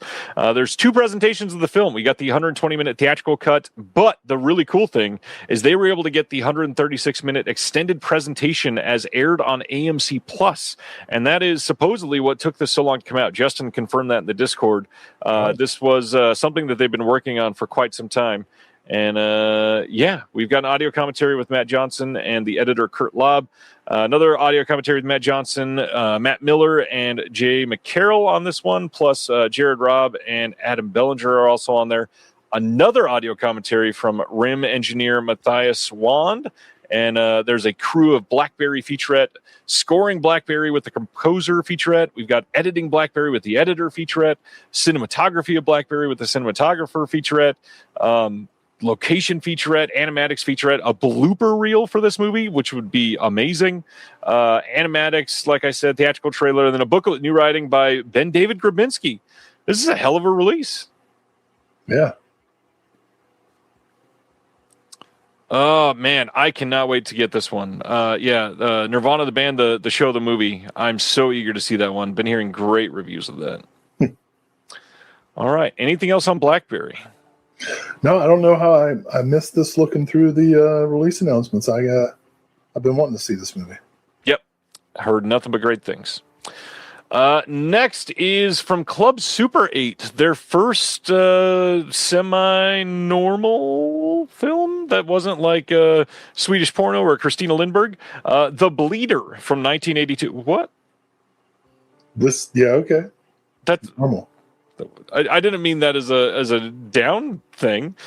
Sweden's first feature film shot on video is also Sweden's only slasher movie. It's SÖV. You have to really pronounce the umlaut.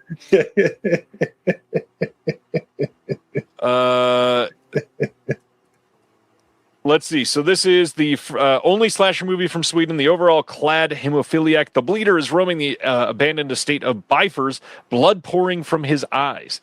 The all-girl band Rock Cats, real-life band Revanche, have engine trouble with their tour bus in the middle of the woods. Guess where they end up? Hans Hotwig is the legendary editor of the hugely successful Swedish pop magazine's Poster and Okage. He photographed the bands himself and got Gene Simmons from Kiss to pose with the poster for the Bleeder in his mouth, fueling the rumor that Simmons played the lead character, a clever PR trick by the enterprising Hatwig.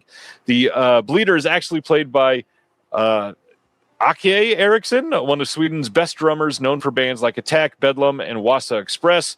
This is going to have a location scouting at Reifers Hergard from 1981, interviews with the cast and crew, reunion with a bunch of people, stuff from Sala from 2023, deleted scenes and bloopers, gallery behind the scenes, book with photos, and English and Swedish subtitles.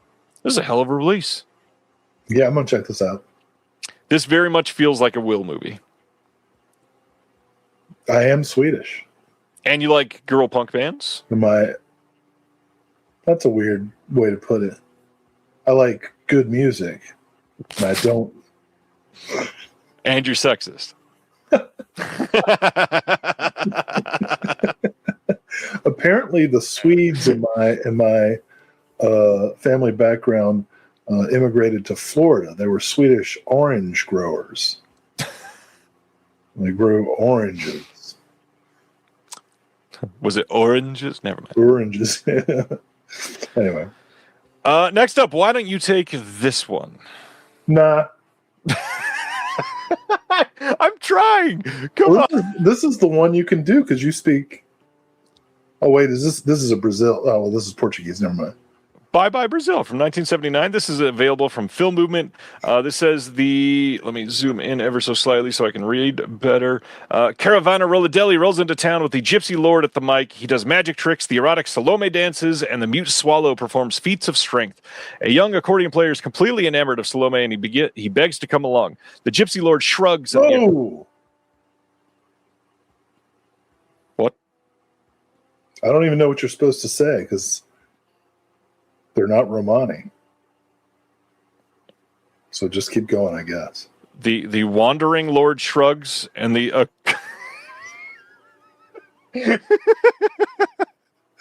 okay.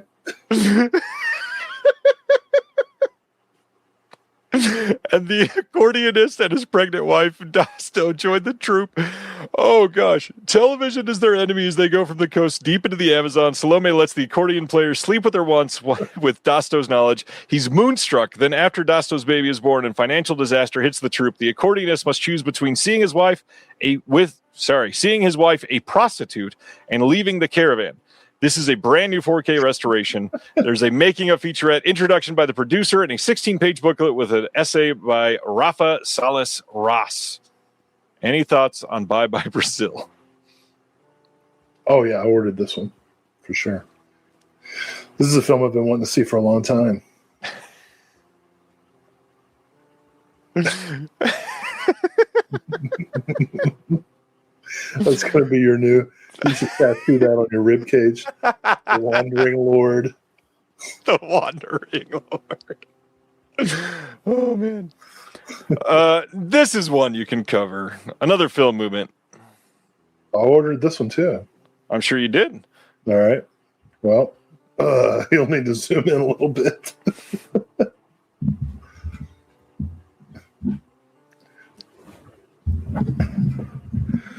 In 1937, after the Second Sino-Japanese War breaks out, a soldier and a young woman have an awkward meet-cute in darkness, under a bridge, downtown where they drew some blood, as they seek refuge during a bomb raid.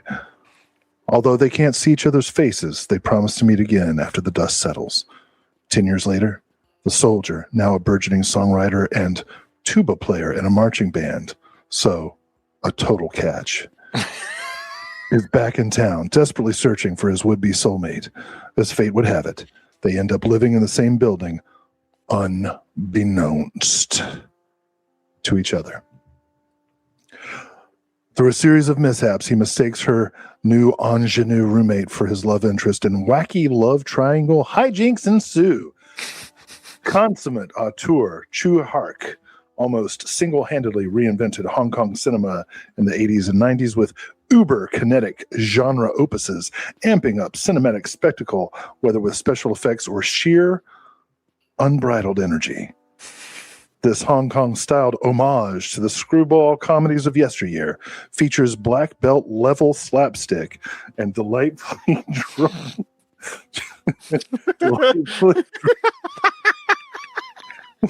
My cat has jumped on. This is Clouseau. Hey, Clouseau.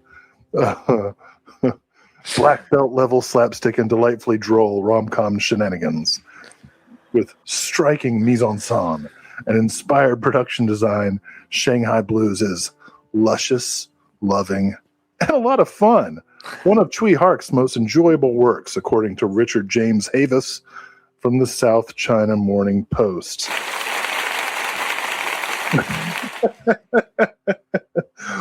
Tell them about those extras. Well done. This 4K restoration, which, by the way, this is a 4K disc of Shanghai Blues, was supervised from the original negative by Hark, and we've got 2 discs set, 4K and a Blu-ray disc, interviews with Chui Hark and film coordinator Oh Sing Pui, commentary by Frank Jang, 16-page book with an essay by John Charles. Now, I am not exactly sure on this. I have heard, and I got to find out, so don't take this as like final word. I've heard this might be a cut version of the film that is on this disc. So just a heads up to people. Do some research. Just a heads up. What kind of politically loaded statement is that? Check it out. I don't know the answer. Just some thoughts. It did come out that one of the Dark Star Pictures double feature release from last month, that was a cut version of the film too. So there is a precedent happening. It is the double feature. You remember the one that we talked about, H.P. Lovecraft last month? What? It's not that film. It's the one on the other side of the disc. It's Someone's Knocking at the Door. That one is a cut version. So, yeah, Check it out. The whole journey to the doorstop is gone. It is. Just starts with the knocking. It's There's an entire all the exposition is gone. it's like... Oh, man. I was waiting for there to be like I can't handle it, or the guy that cut it is a knob or something. Oh my God. All right, next up. We've got a Blu-ray coming from Film Movement of Solvent from 2024. This one actually looks and sounds really great. American expat joins a team of experts searching an abandoned Austrian farmhouse for historical Nazi documents that may be hidden within it. However, when they discover a secret buried deep in the home's bowels, the team is forced to confront an ancient, insatiable evil intent on consuming them and everything they hold dear. This is directed by Johann Grenzfunther. Solvent is a horror odyssey that takes us down a path of madness and refuses to let us go. This is going to have a locations featurette and a 16-page booklet with an essay by Mary Beth McAndrews, who is always great. This thing looks so good. I think Lucas Peveril did the art for this one. I love his art. This is such a great cover. Any thoughts on this? John Grease. What a thought. Great. Yeah. Yeah. John Grease versus Bowels. Bowels of a home. How much you want to? How much you want to bet I can shove that whole suppository up there? Yikes. All right, next up is a double feature from Film Movement of Suo Duo, 2 films by Masao. Lost that film title, director title. Masayuki Suo from 1989 and 1992. This has Fancy Dance and Sumo Do, Sumo Don't. This is going to be a video introduction by the director, archival interview with some of the actors, and a 16-page book with an essay by Ariel Esteban Calle. And this is supposed to be great. I've never seen Fancy Dance. I need to. Any thoughts here? I don't think you've seen Sumo Do, Sumo Don't either. Nope, definitely not. Fancy Dance is the more famous movie. That's why I said that. Yeah, I'm excited about this. It answers the question, shall we dance, with only if it's a fancy dance. Well, some do. Yeah. Nice. That was so stupid. Don't say nice. That was such a I bad like joke. that. That's my favorite joke you've ever said. God, I'm terrible then. All right. Next up from Wild Eye, they are putting out Cat Sick Blues. Just a reminder, this is getting a Blu-ray release over in the UK from Refuse Films. Wild Eye is putting this out. The model. We got the model from the cover. Yeah. All kinds of extras on this. We got the uncut director-approved version of the film, commentary with the director and the crew members, commentary with the director, the co-writer, and the producers. Chris is asking why we're so small. Is it because we're zoomed in or zoomed out or what? Do you mean like morally? Nobody watches us. Which way? There's lots of ways we could be small. We've got new visual essay by Heather Drain on this one. Nice. Interview with the director and star. We've got Catboy documentary, behind-the-scenes documentary, deleted scenes, the original short film called Cat Sick Blues, short film called Kappa, Cat Interrupts interview short, the original CSB trailers, a whole bunch of music videos, and an 11x17 folded poster with exclusive new art and exclusive sleeve art by the Japanese artist Kit. Are you getting Cat Sick Blues? Every day. Ronnie also wants to let you know that Grice rhymes with rice. Oh, my bad, Roni.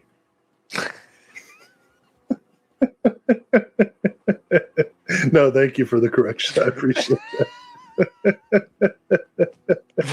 I don't know what to say to that. Oh my gosh. No, I don't know anything about this film. Oh, come on. Brendan says the director of this movie does a great podcast called Show Me Something Wrong, and he recommends it to everybody. Well, I can do that. Very nice. Chris just sent me a picture of why we're so small on YouTube. Chris, you're watching the portrait view. Oh, you need to watch this on a landscape view. I hate that portrait thing. I don't know why you did it. StreamYard did it on my behalf. I had to conform. I probably could take it away, but people have liked it. That's what they want you to do, Ryan. You know what? I'm tired of fighting.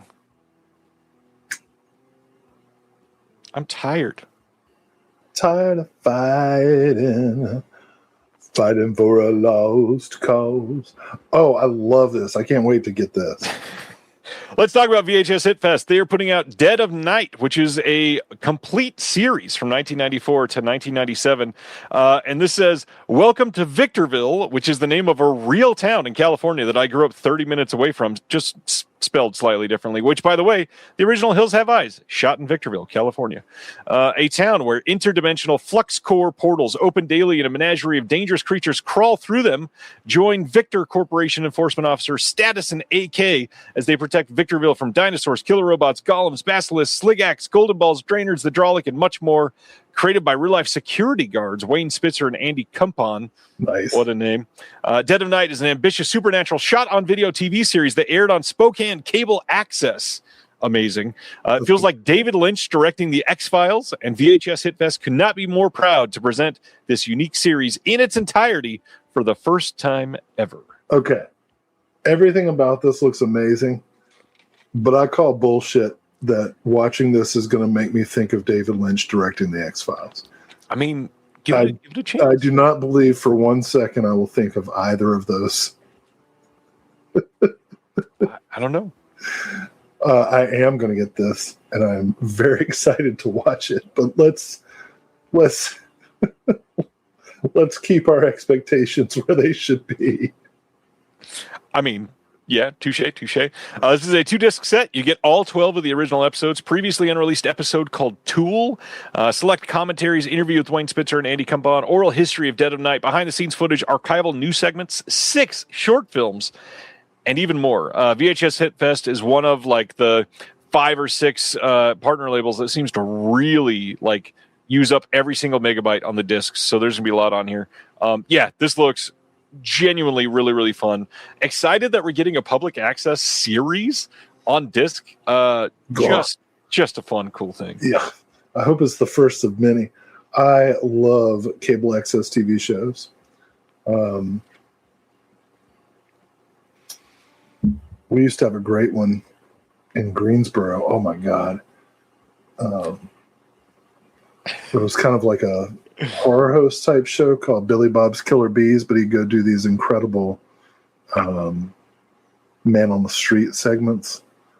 But even better are the scripted shows. We never really had any that lasted too long. So nice. This really intrigues me. Next up, from Saturn's Core, we've got Deadwood Park from 2007. This is from Eric Stanza, who is a Missouri filmmaker from just a couple hours away from here, actually. I wish this was a combination of Deadwood and Mansfield Park, like a mashup of Mansfield Park with cowboys? of David Milch and Jane Austen. That'd be awesome. I'm sure it's still good, though. Timothy Oliphant and Wuthering Heights. Right? Let's not even get into that. So this says, Deadwood Park found Stanza pushing his micro-budget DIY aesthetics to dizzying new heights, culminating in a sobering supernatural metaphor for the child mortality that proliferates in the wake of war, dystopia, and economic blight.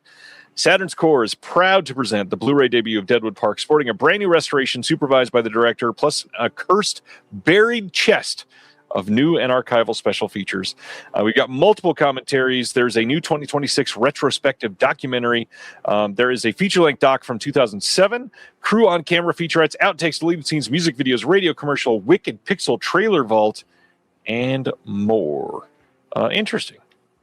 Many thanks to Christopher Silvestri for that clarification. Yeah, Deadwood Park looks really interesting. I'm always intrigued with whatever Saturn, like anytime. Yeah, I always want to check them out.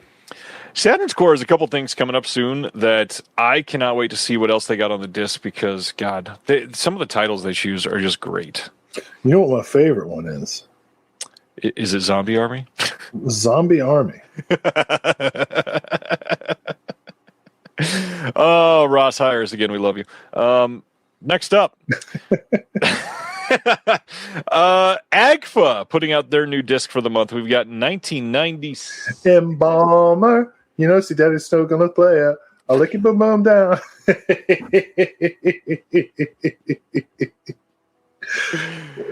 It's always a good show when Will sings. Somebody do a parody. Somebody do a parody video. All right, Embalmer from AGFA. Here is the front and back of the slipcover. This is really cool. An urban legend-based slasher from acclaimed filmmaker S. Toriano Berry. Embalmer is one of the few 1990s independent horror movies that was made for black audiences. The story follows Chiffon, a troubled teenager with a dark past, as she and her friends run afoul of Undertaker Zack, a mortician who killed his family and turned his funeral home into an H.H. Holmes-style murder castle. Shot on 16mm film, film with a small budget in Washington, D.C., and Ballmer utilizes a hip-hop soundtrack, sly humor, and slasher mechanics to tell a deeper story of abuse, trauma, and the never-ending cycle of coping with pain. AGFA is honored to bring this powerful chapter of overlooked 90s horror to Blu-ray for the first time ever.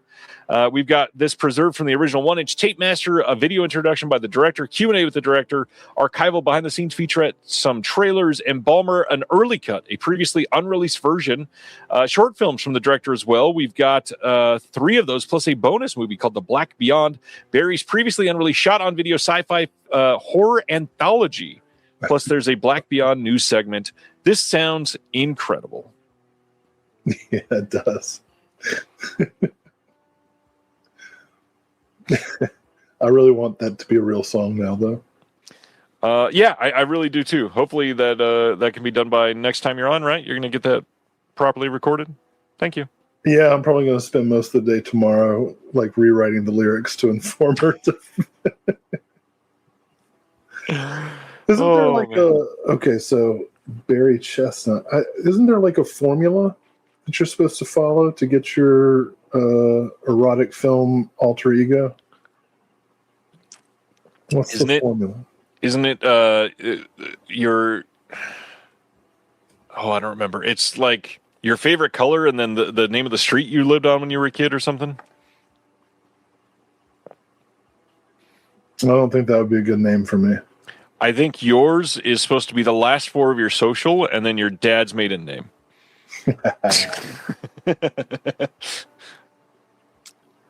Next up, why don't you take this one? All right. Yeah. Zoom in a little bit. All right. From Bleeding School.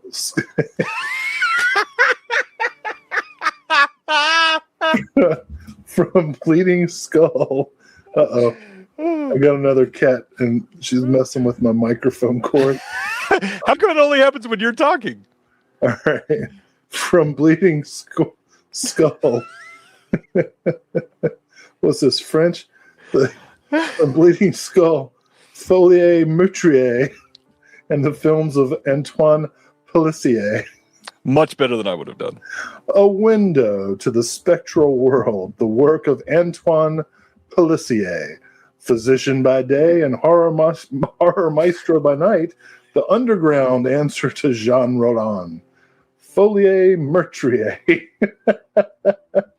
And the films of Antoine Pelissier is a 2-disc set that presents Pelissier's complete filmography for the first time on home video.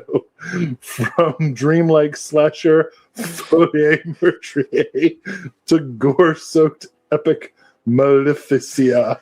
Maleficia. These handcrafted art horrors from France are heavenly discoveries for discerning horror heads.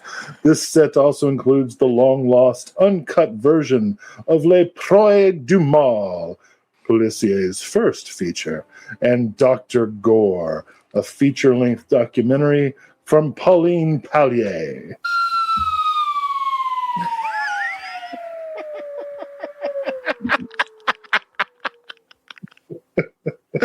Oh, that was fun.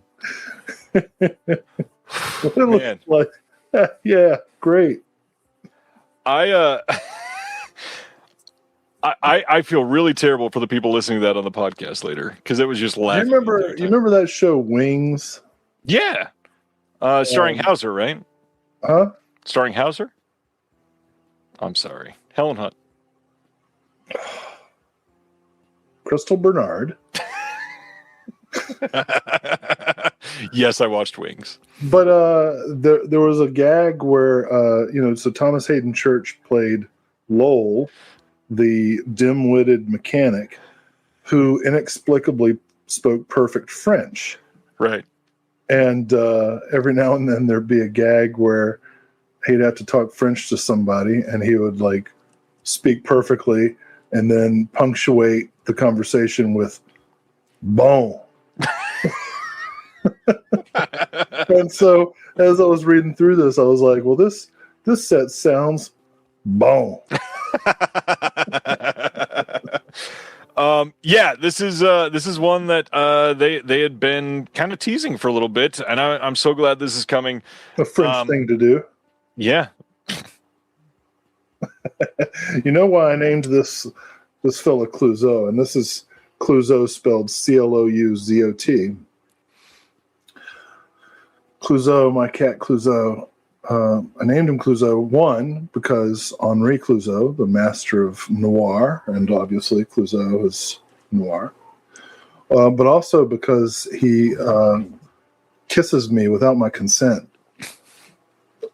Shit. That was really good. I was not expecting that punchline. It's a Depardieu thing.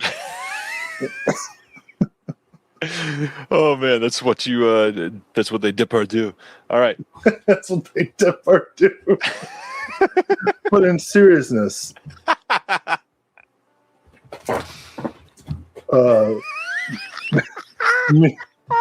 me do.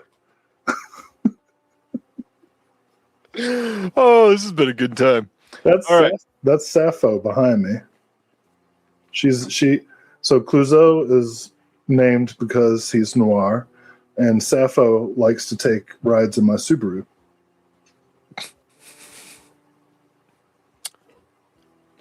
All right. What's next? Are we ready? Finally.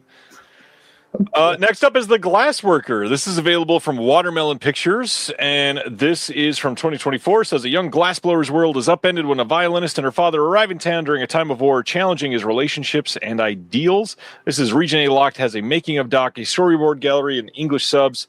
And I already had the UK 4K release of this on the way, so I'm not getting this one. But I'm very eager to see this movie. You've got the UK 4K? I do. Well, I'm going to get the USA 4K. It's only a Blu-ray, so no, you're not. You know what? Blu-rays are just as good as your 4Ks. Mine has 4 of them, so. You looked so confused at me. You know what? I'm going to get the red, white, and Blu-ray. You would. Oh, man. I'm gonna show this cartoon at my halftime show.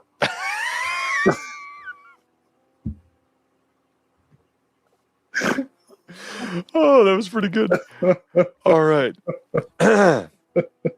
Yeah, slipcover for this I'm a one. glass worker, baby.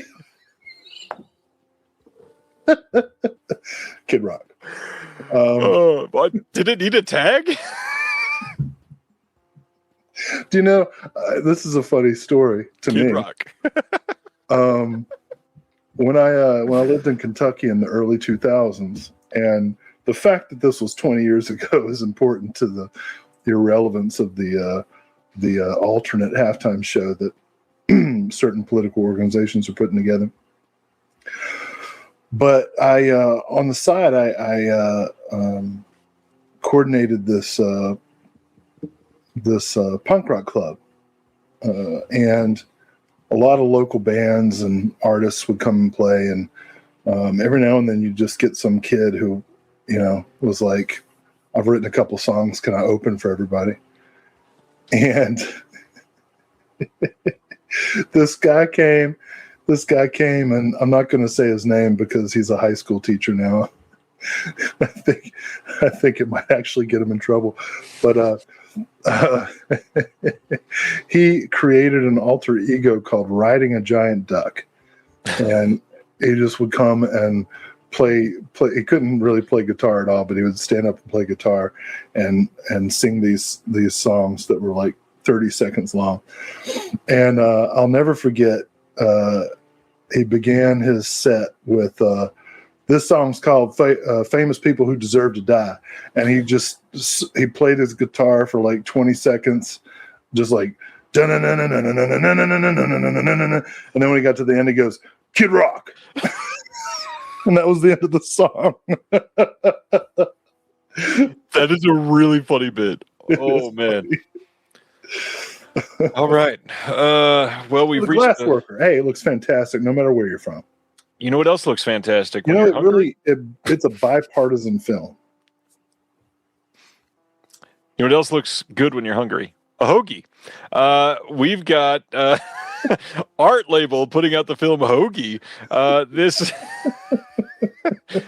this says a mysterious egg contains an impish creature who can grant great power for good or evil. Brendan Bean, a kindly family man, finds himself face to face with the bizarre creature, and before long, a friendship for the ages develops. Meanwhile, the depraved Benny Piazza leads his deranged militia on a violent quest to reclaim the magical homunculi. I don't know that Homunculi. word. Homunculi. That's the word. Okay. I still don't know what this movie is about after I just heard that. Ain't you ever played Dungeons and Dragons before? I have only played it once. I'm not that cool. Once. How does that even happen? Yeah. I was never invited. Wow. Yeah. Charisma 3.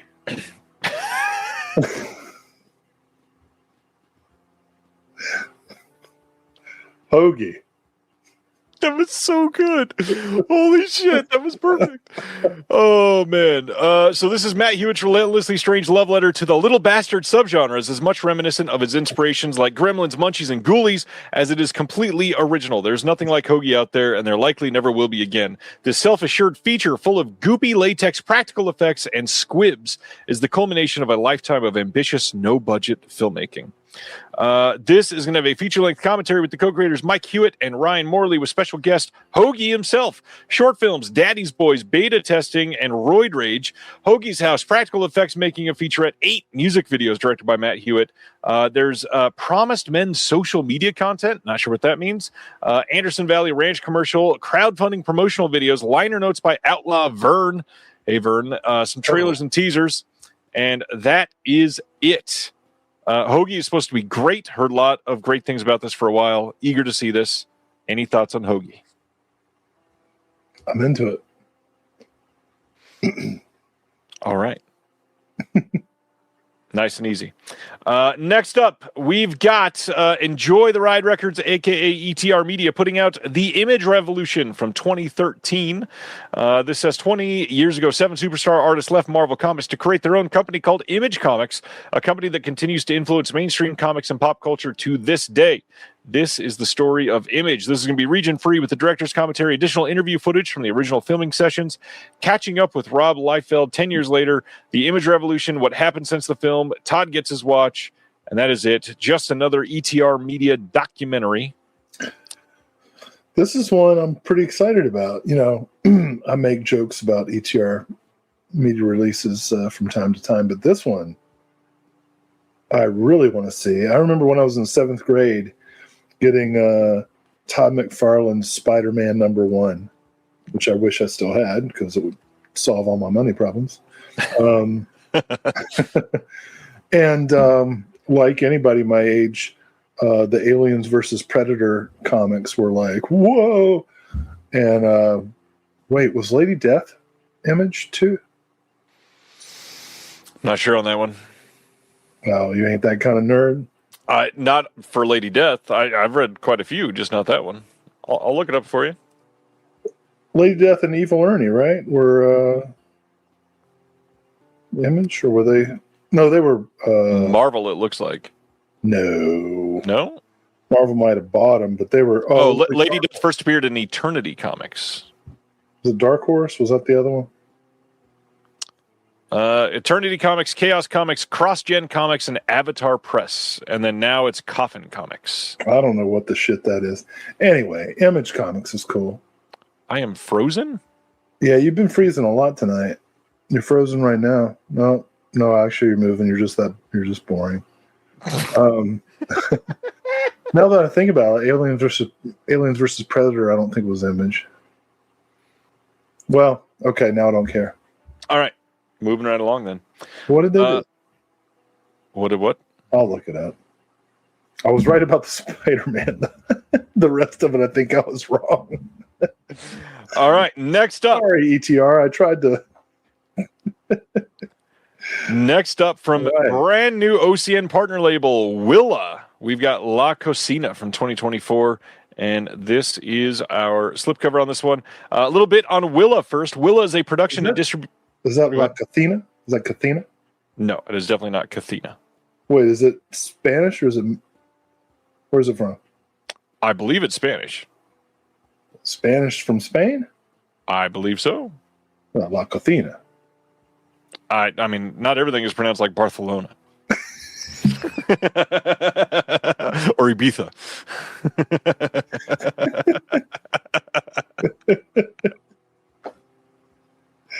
Well, I'm excited about it. That was so earnest. A little bit on Willa, since this is a brand new partner label. Willa is a production and distribution company recognized by Forbes 30 Under 30 and supported by Sundance Institute, dedicated to amplifying culturally and socially important storytelling.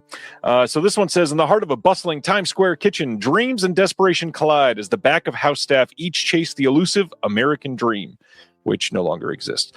When money goes missing from the register, the spotlight falls on Pedro, a passionate dreamer entangled in a tumultuous love affair with Julia, a waitress grappling with her own commitments. As tensions rise and shocking revelations unfold, the relentless pace of the kitchen threatens to shatter the hopes and aspirations of those who keep it running. It's a high-stakes drama that explores the intersection of the personal ambition and systemic exploitation of undocumented immigrant workers within the pressure cooker environment of a Times Square, New York restaurant. This one is going to be, it's going to be a Region A locked Blu-ray. We've got a La Cocina and One Fair Wage campaign. The upcoming interview with Alonso Ruiz Palacios. We've got Inside the Art House, the visual style of La Cocina, Picture House, interview with Alonso Ruiz Palacios. Berlin International Film Festival press conference, Instagram Live, Eva Longoria and Alonso Ruiz Palacio. Definitely want to see this one. It sounds very good. Let's see. Do they even announce new partner labels at this point? I just assume there will be 4 new ones each month. They do not. I've not seen them actually highlight new partner labels for a while, which is crazy because there's at least one new one coming next month. And I already know about one new one coming next month. So it's still happening. Ronnie says, I can't keep up with all these new partner labels. I have not counted in quite some time. Have you looked at the website in a long time to see how many partner labels there actually are? I think I saw some Vinegar Syndrome newsletter or something that said it was close to 40 at this point. On their website, there are 45 partner labels listed. Wow. You froze again. Am I freezing too? No. And I'm connected to Google Fiber. I should not be freezing. Well, let me tell you something about the corporate oligarchy. That American dream you referenced, yes. It never existed. I think I said something like that. You said it didn't exist anymore. Well, it existed for like 12 minutes. For whom? White people.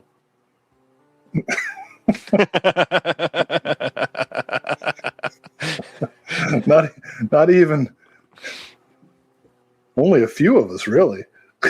That's true. Any thoughts on La Cocina? I want to Cena it. Yes. All right. Let's go to our next one. We've got from Connie this month, Looking for an Angel from 1999. This is from one of my favorite partner labels. Mostly seen on the gay pink circuit and recently restored by its director to its rightful place in the Japanese art house canon, Akihiro Suzuki's debut takes the death of a young gay horn performer named... I really need to zoom in. I need to change my context. Named Takachi as its starting point. Looking for an Angel follows Shinpai and Reiko as they process their friend's disappearance, their memories coalescing into a bold exploration of grief set against the backdrop of a nostalgic, blue-hued city shot in a variety of filmic formats. As the viewer begins to piece together Takachi's story laden with desire for another boy named Sorao, between the cities of Tokyo and Kochi, where the boys look like angels, a powerful, free associative beauty emerges from a unique work described by Suzuki himself as neither straight, gay, queer, bisexual, asexual, or pornographic, but rather anti-heterosexist. A film completely free of dogma and convention. This is the first gay pink film in HD, I believe, that has been released. This is going to be They want the HD? if you're the right age, yeah. I just want to be clear, I'm not heterosexist. I'm really excited about this. Region A locked. We got an interview with the director on here, a commentary track with friend of the show, Dakota Newt from Two in the Pinku podcast. Two in the Pinku. Love them. Bonus feature, new scan of Angel's body temperature from 2003 that is 82 minutes long. Selected scenes commentary by Dakota Newt. Dakota Newt. Hi, Dakota. On Angel's body temperature. Book of new writing by Elizabeth Purcell. Shout out, Liz. And then English subs, of course. Hell of a release. My favorite Dakota. This is giving me hope for Sato's gay films coming. I believe they are coming, Brendan. That is awesome. And Patty Boy says it's a YouTube issue, not my internet, from the sounds of it, as far as the freezing. Interesting. Well, I'm on StreamYard with you, and you're freezing on StreamYard. Is that different or the same? No, it's probably different. I don't think that would be YouTube. That sucks. Well, that's fitting. I'm still here. That's what I hoped you'd say. All right. Next up, we've got more and more releases still. Oh, another cat film. Umbrella putting out Love and Other Catastrophes from 1996. This one is directed by Emma Kate Krogan. In Australia, they call it a cock-up. I think. They say that in lots of bathhouses, too. Region-free Blu-ray, audio commentary with the director. We've got an interview with the actor Matt Day, and I believe Umbrella released this in Australia already, and this is now coming out in the U.S. I've not seen this one. I remember that part of that was like this is 90s, right? 96, yeah. Yeah, that was part of that indie boom in the wake of... whatever. Clerks. Yeah, and the Ed Burns movies and Good Will Hunting and stuff. Robert Rodriguez, yeah. Well. He's your favorite. Thanks for that, Kira. Yeah, so that means Umbrella did already release it in Australia. Now it's released here, so more people can see it. Next up, from Shudder. Out Come the Wolves. This is from 2020, and it says, at a remote cabin deep in the wilderness, a weekend of hunting turns to mayhem and a fight for survival when a pack of wolves attack a man, his female best friend, and her fiancé. Now, here is a movie about heterosexuals, and I can talk about this one ad nauseum. I've actually seen this movie. It's not bad, but let's get into the conceit. Okay. Hot chick with her male best friend since they were kids. He's been in love with her for 20 years. And his whole life, she's just paraded her boyfriends in front of him. And she knows he's in love with her, but pretends they're just friends. And then she decides to bring her fiance into the picture and say, hey, best friend who I know has been in love with me for 20 years, but I've ignored this whole time. Could you teach my fiance how to hunt? Great idea.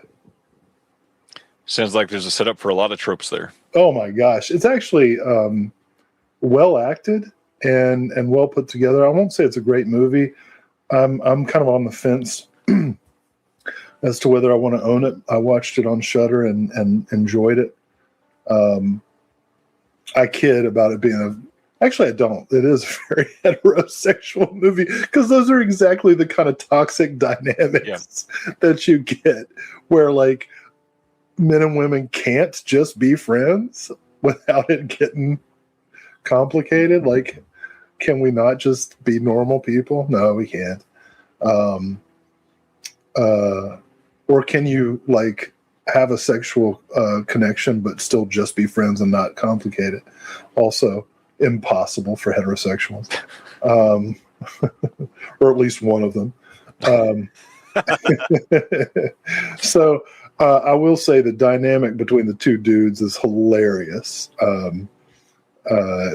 Like all of the stupid shit that goes between two strutting fuckheads, fighting over a girl. So I would say to the audience, this is worth a watch.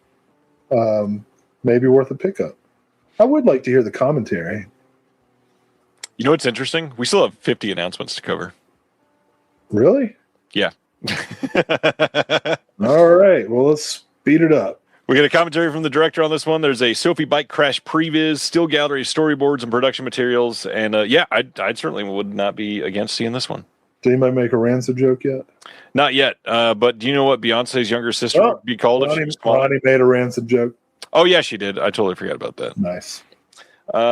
All right. I won't say anything about Beyonce's sister being small again. Several futures putting out Petite Solange from... Hey, man, I saw that video. I wouldn't mess with Solange. That's true. That's true. This is from 2021, and it is Region A locked with a Q&A from the New York opening, excerpts from Ropert's NYU Masterclass, trailers for all of Ropert's films, a booklet featuring a new essay by Patrick Preziozzi, new artwork by Tanya Cherniak, and this one says, Solange is a typical 13-year-old, curious and full of life.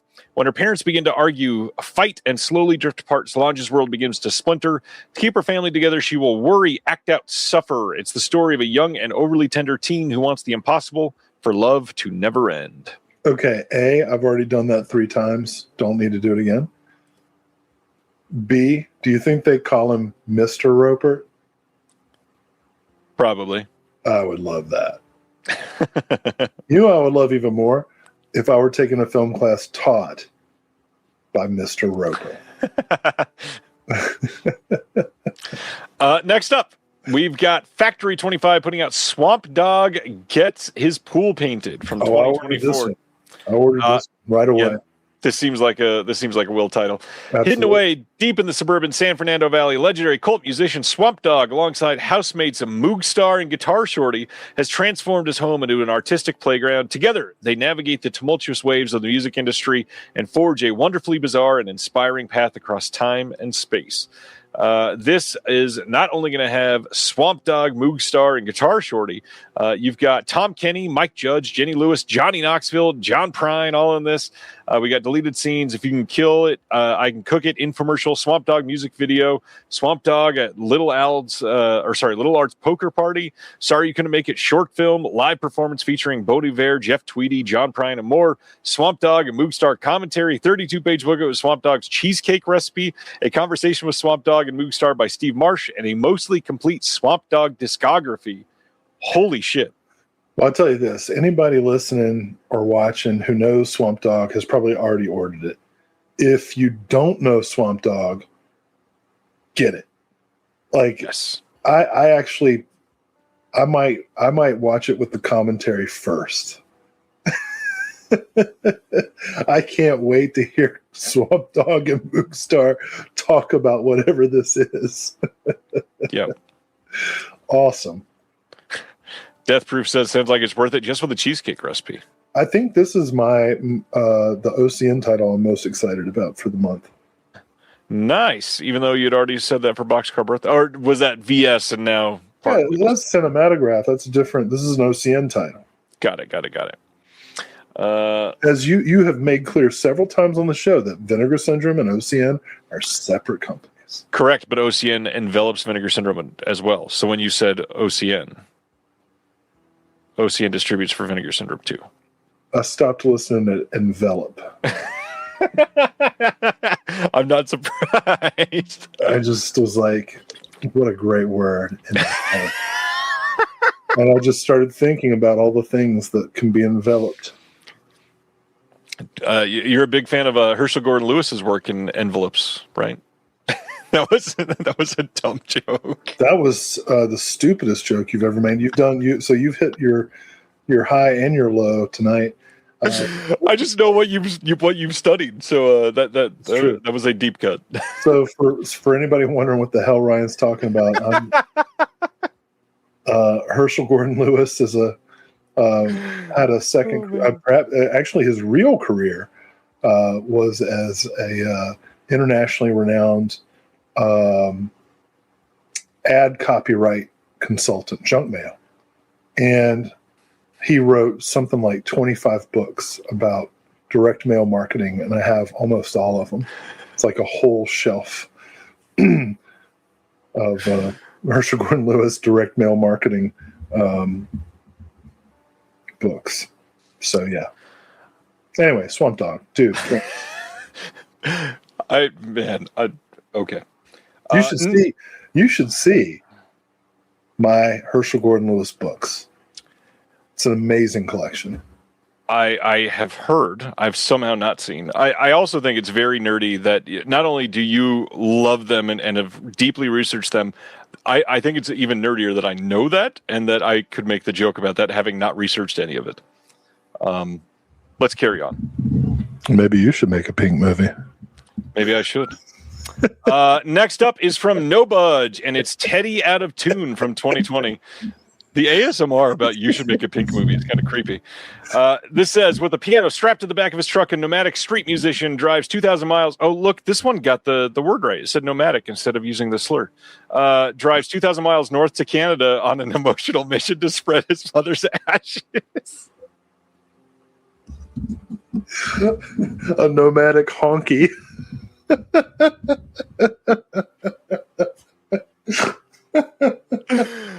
Oh, God, I'm starting to cry a little bit. This is Region Free, has Super 8 prologues, 3 short films by Daniel Freeman, a book with behind-the-scenes photos, a conversation with Daniel Freeman and Andrew Connick, an essay by Aaron Brethauer, a post-credit video that leads to $1,000 worth of treasure spread across 5 different states.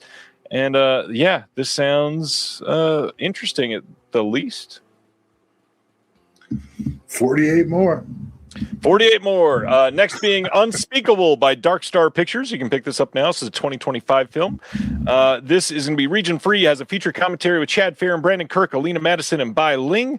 Deleted scenes, bloopers, boobs, and blood awards. Director Chad Farron on set. Ginger Lynn book. Ginger Lynn sucks producer? ? Movie reviews on set. Dorothy Death Row landlady.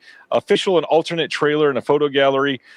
This one is starring the one and only Edward Furlong. Also has Steve Railsback and Ginger Lynn in the film. And for those that have never heard of it, it says, renowned onerologist Ambrose London is requested to appear at Arkham Asylum by newly appointed Dr. Barnard to study the strange case of James Phelps, a patient seemingly inhabited by the personality of Joe Slater, a denizen of the Catskill Mountains, and a primitive colonial peasant of barbaric degeneracy who had mysteriously vanished 122 years ago. Ambrose and Barnard's investigation takes an unexpected turn when Philip Slater is attached to London's dream machine that releases an alien life from hell bent on world annihilation. Whoa. That's a lot of words.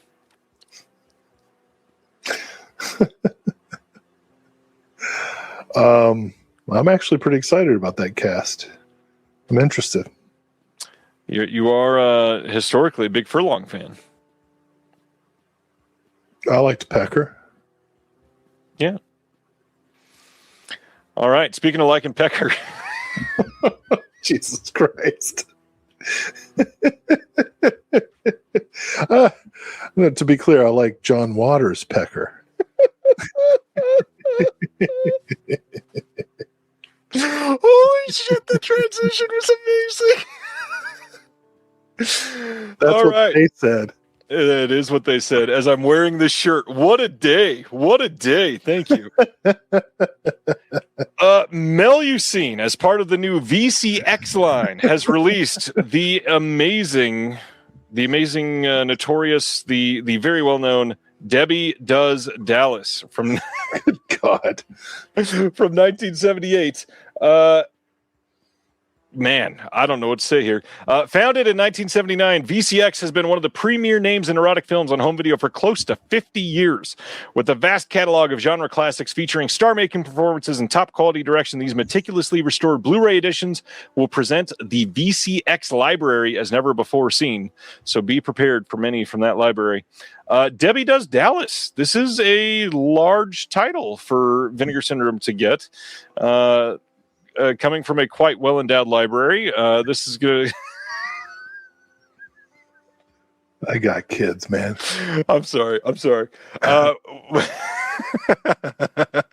We've got a 4K scan and restoration from the original negative. But for everybody that was asking, it seems like all of the VCX releases will only be Blu-ray and not 4K. This has got a commentary with Philip Bernstein, an audio commentary with Robin Bird from Debbie Does Dallas, audio interview with Richard Bola and April Hall and Ashley West of the Rialto Report, the original trailer, VHS promo trailer, archival image gallery, video interview with Robin Bird, an 11x17 replica one-sheet poster, 36-page booklet with essays by Peter Alunius and Sean D. Langrick, plus a reversible cover.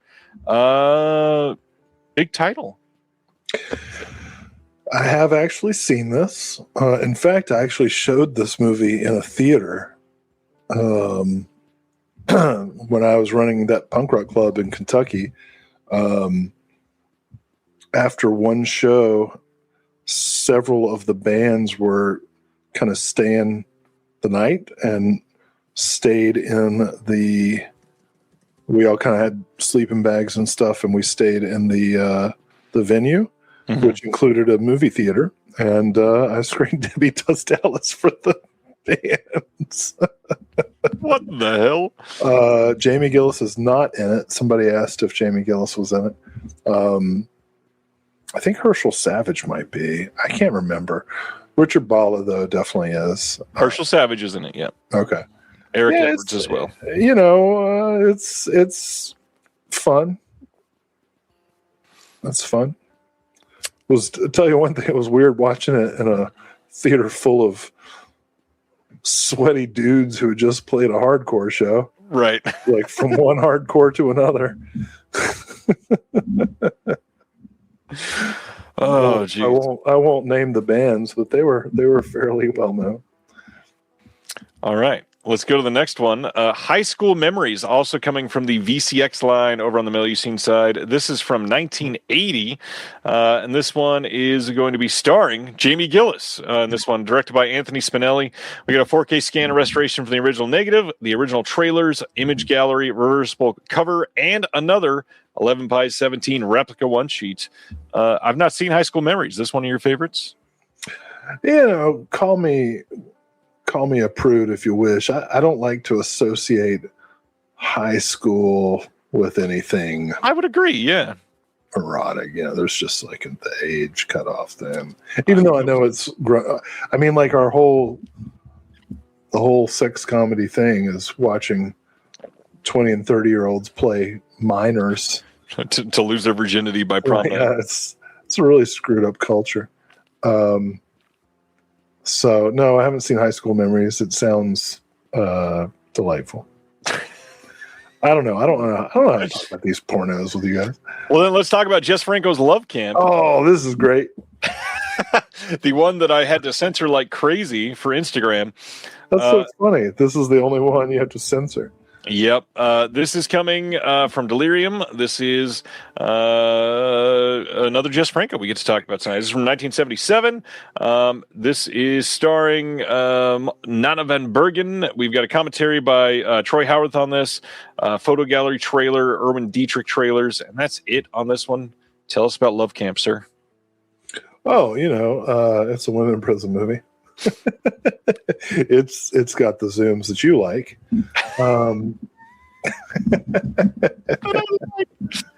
I wouldn't say it's like top tier Franco, but so Kubrick lover will probably not want to pick this one up. Jack the Ripper though is pretty good. No, I'm actually as you know, I've always wanted to be on a Jess Franco film, so I'm really excited about Jack the Ripper.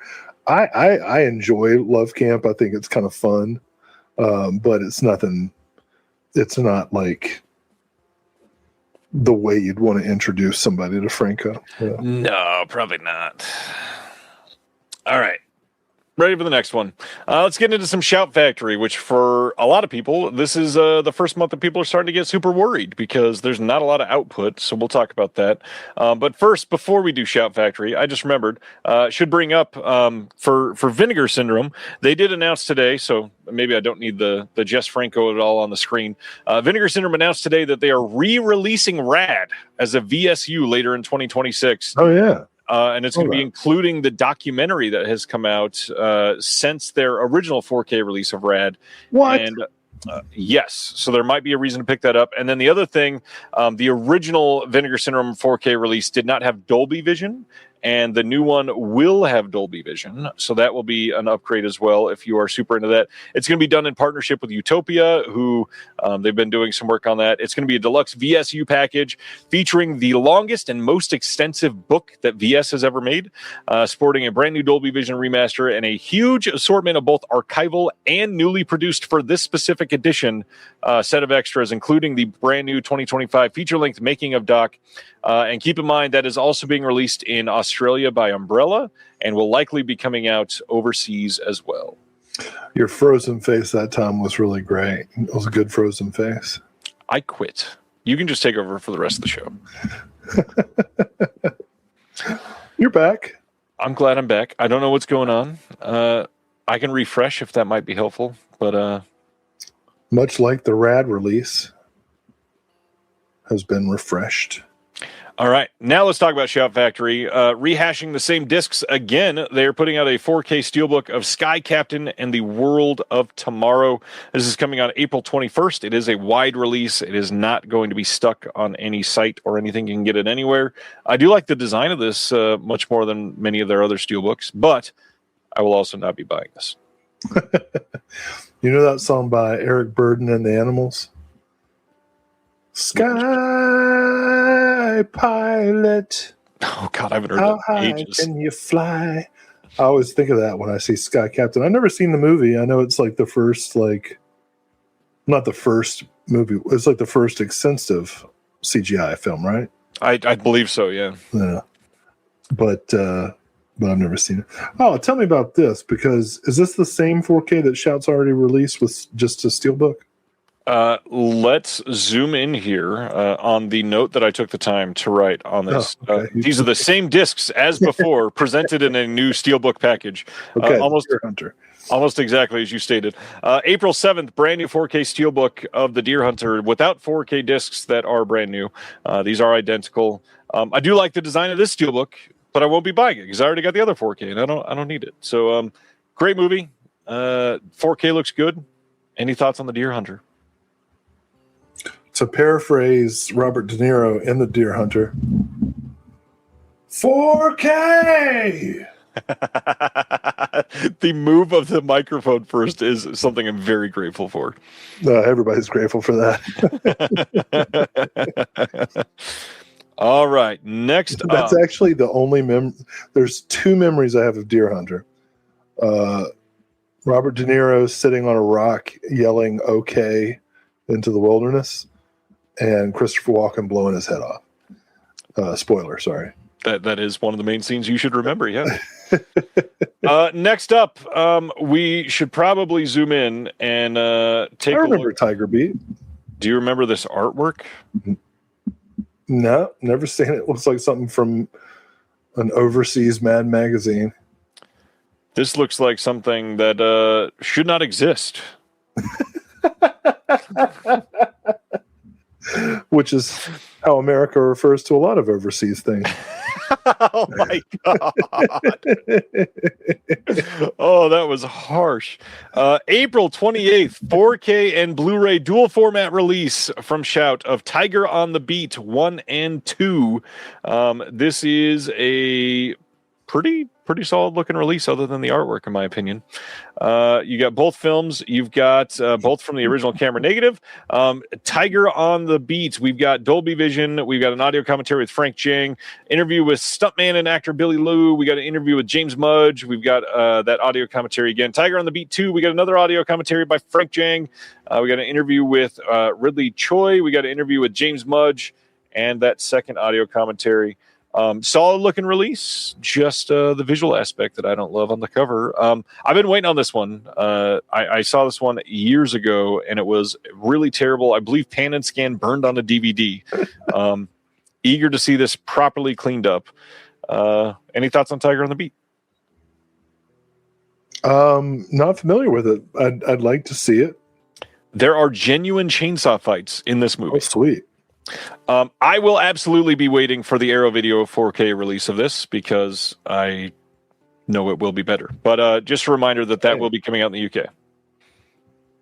Although, I guess one big draw, if you want dual format releases, Shout is doing it and Arrow is not. So that might be a reason to get this. If you're somebody that wants the 4K and the Blu-ray, Arrow will probably only be doing a 4K set and a Blu-ray set, but not a 4K and Blu-ray set.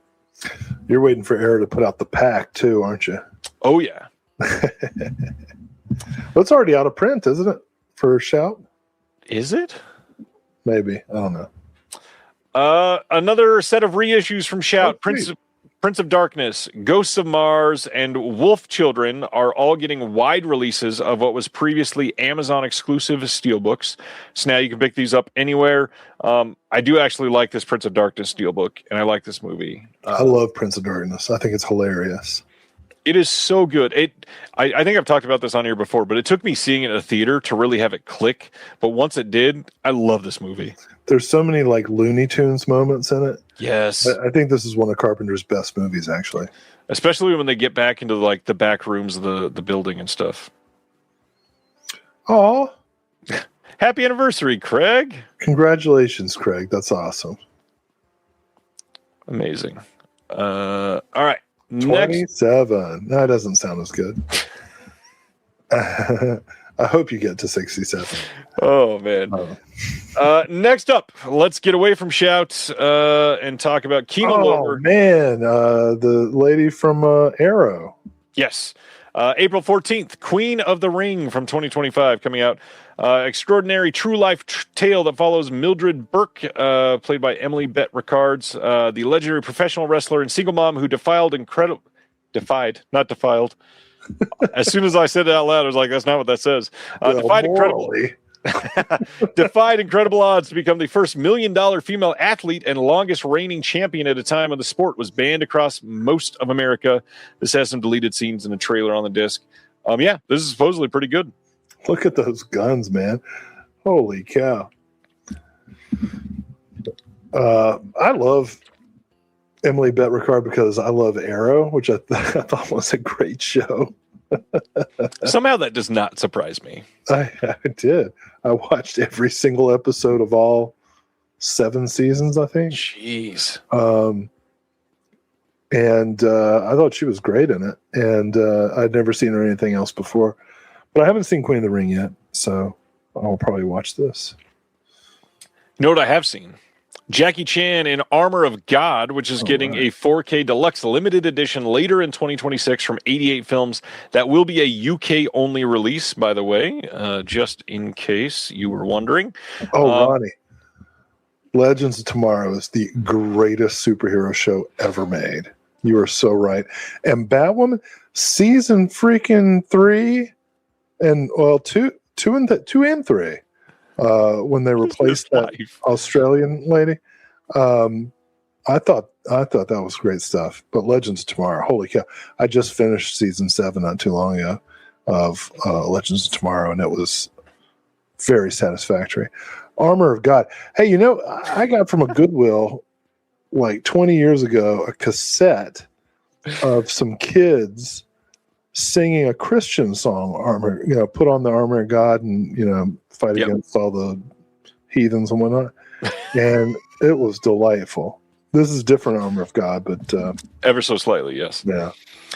So this is coming later in 2026 in a 4K deluxe edition in the UK. The big thing is this is coming from the original camera negative, which none of the other releases have. Those were all interpositive, I believe.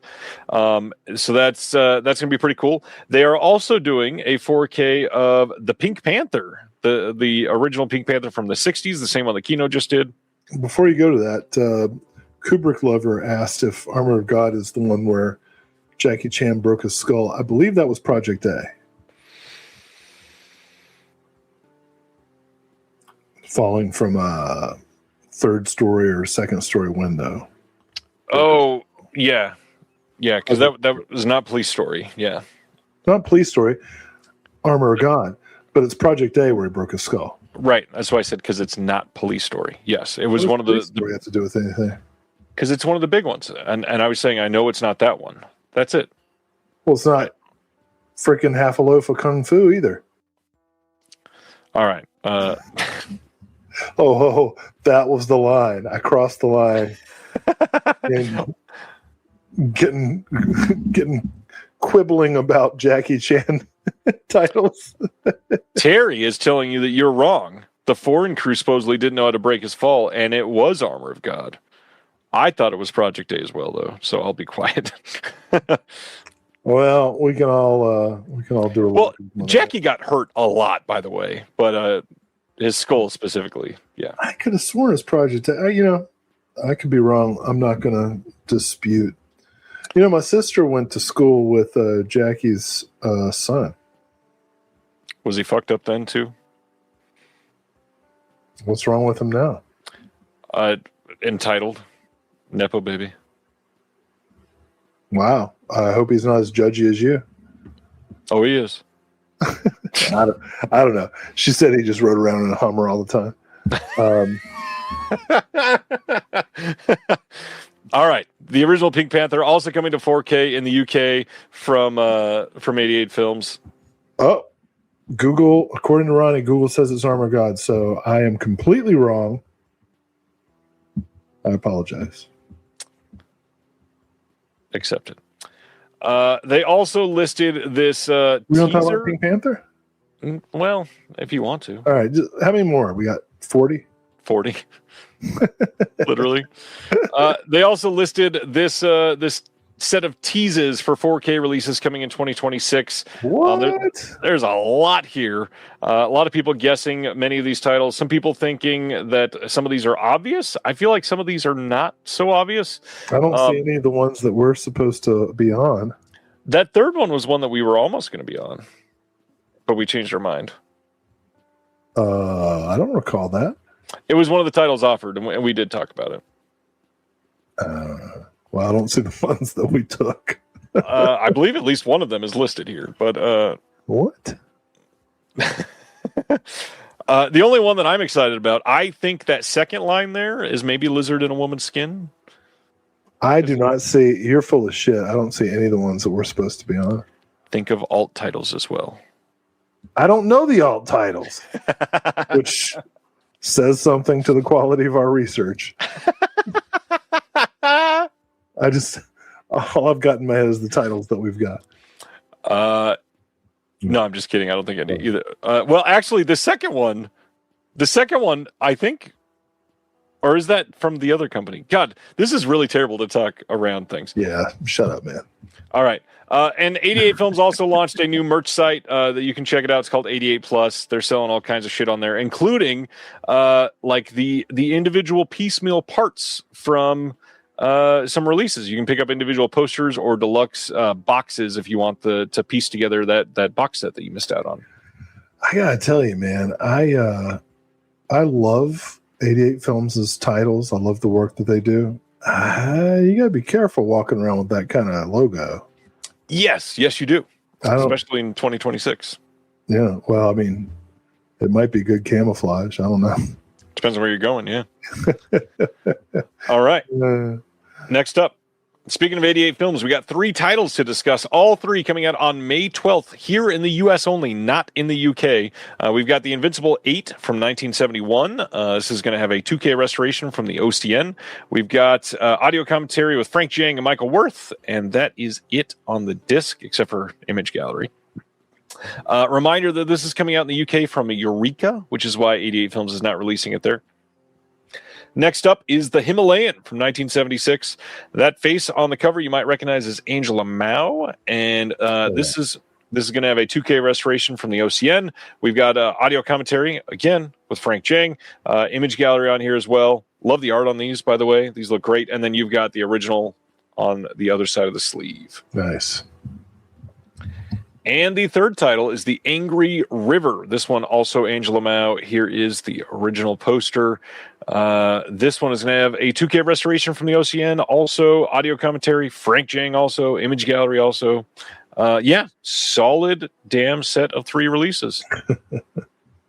Nice. Silent Mandible is a pretty good one. All right.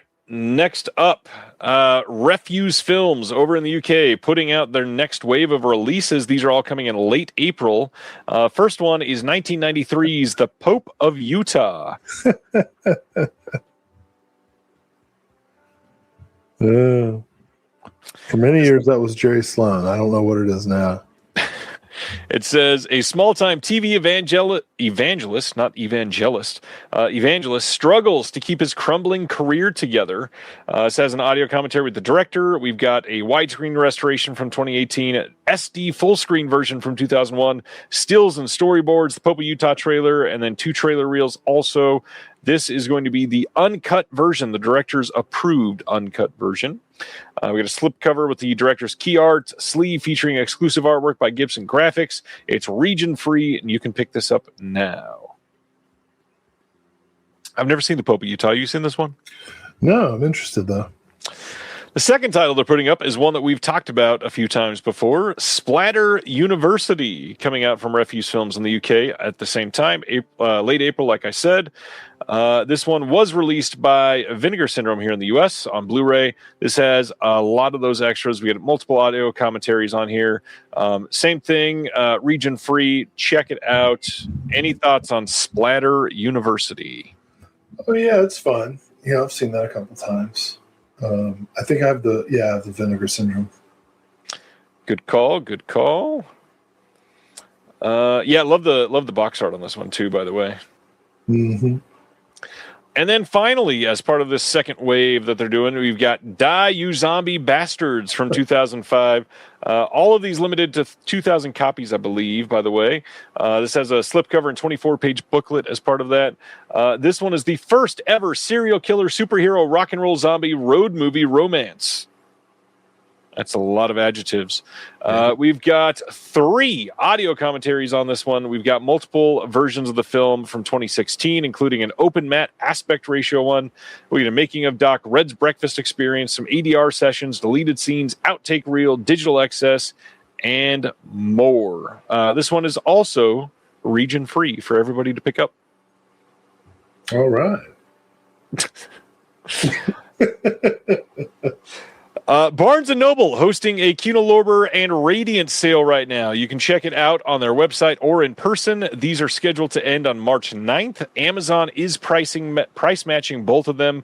Some really great titles. Reminder that the discounts are applied to all titles that are currently out and titles that are coming out during the sale. So anything that is brand new up until March 9th, you should be able to get on sale right now. Dang. Yeah, Tony, have a good night. I picked up the Eel. Nice, the Radiance title, yeah. Mm-hmm. Next up, March 16th on 4K. The UK is getting a release of Fackham Hall on March 16th from Entertainment and Video. I saw this last year, was not a huge fan. If spoofs and British humor are your thing, you might love this. I just did not. Check it out. Any thoughts? Ryan's more of a jackass guy. I am more of a jackass guy, that's for sure. I love British humor, just not the Downton Abbey type. You didn't think Downton Abbey was hilarious? No, but Fackham Hall did, that's for sure. All right, some 88 Films announcements. April 27th, there is a 4K coming of Jackie Chan's The Protector. This is the one you're seeing on the screen right now. This is the website exclusive from 88 Films. This is the wide release version of The Protector. This is going to have alternate double-sided clean art O-ring featuring the original U.S. art. We've got a rigid slipcase with new art by Sean Longmore, double-sided poster, 80-page booklet with new writing on the film by William Blank and Thorsten Boos, plus an interview with cinematographer Henry Chung. Brand new 4K restoration from the original camera negative.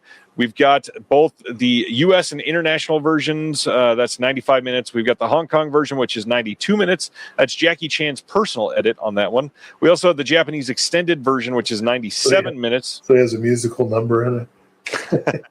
And it's shorter for some reason. We got a new commentary by Frank Jang and F.J. DeSanto, commentary by George Clark and Mike Leader. We got Mars Chung on The Protector, which is almost 16 minutes. Interview with the writer-director, James Glickenhaus. We got an interview with cinematographer Mark Irwin. Tale of Two Movies with Steve Lawson, which is a side-by-side comparison of the Hong Kong cut and the U.S. cut of the film. And then this is going to be Region Locked B for the Blu-ray, by the way. Any thoughts on Jackie Chan or this overall? Oh, yeah, it's definite. Got to. Those are so fun. Is this? I've not seen this one. How do you feel this ranks among the Jackie titles? I mean,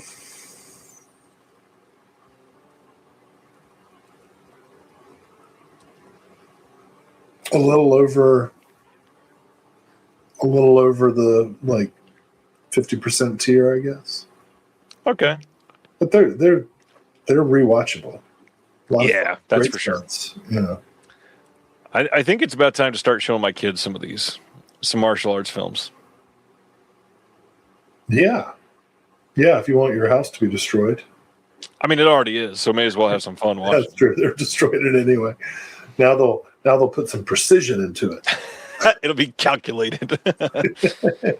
Next up, April 20th, 88 Films releasing Phase 4 on 4K in the UK only. This is the cover art on the box. This is what is on the inside. The big thing is the Saul Bass ending is there. I know a lot of people were curious about that. It's not been ended back in or anything like that. A lot of the extras from the previous release are here. We got audio commentary by Nathaniel Thompson, Troy Howarth. Saul Bass, Phase 4. Any thoughts? Well, I got the Vinegar Syndrome release. It's great, It's great. You heard it here first. Yeah. After 85 other places.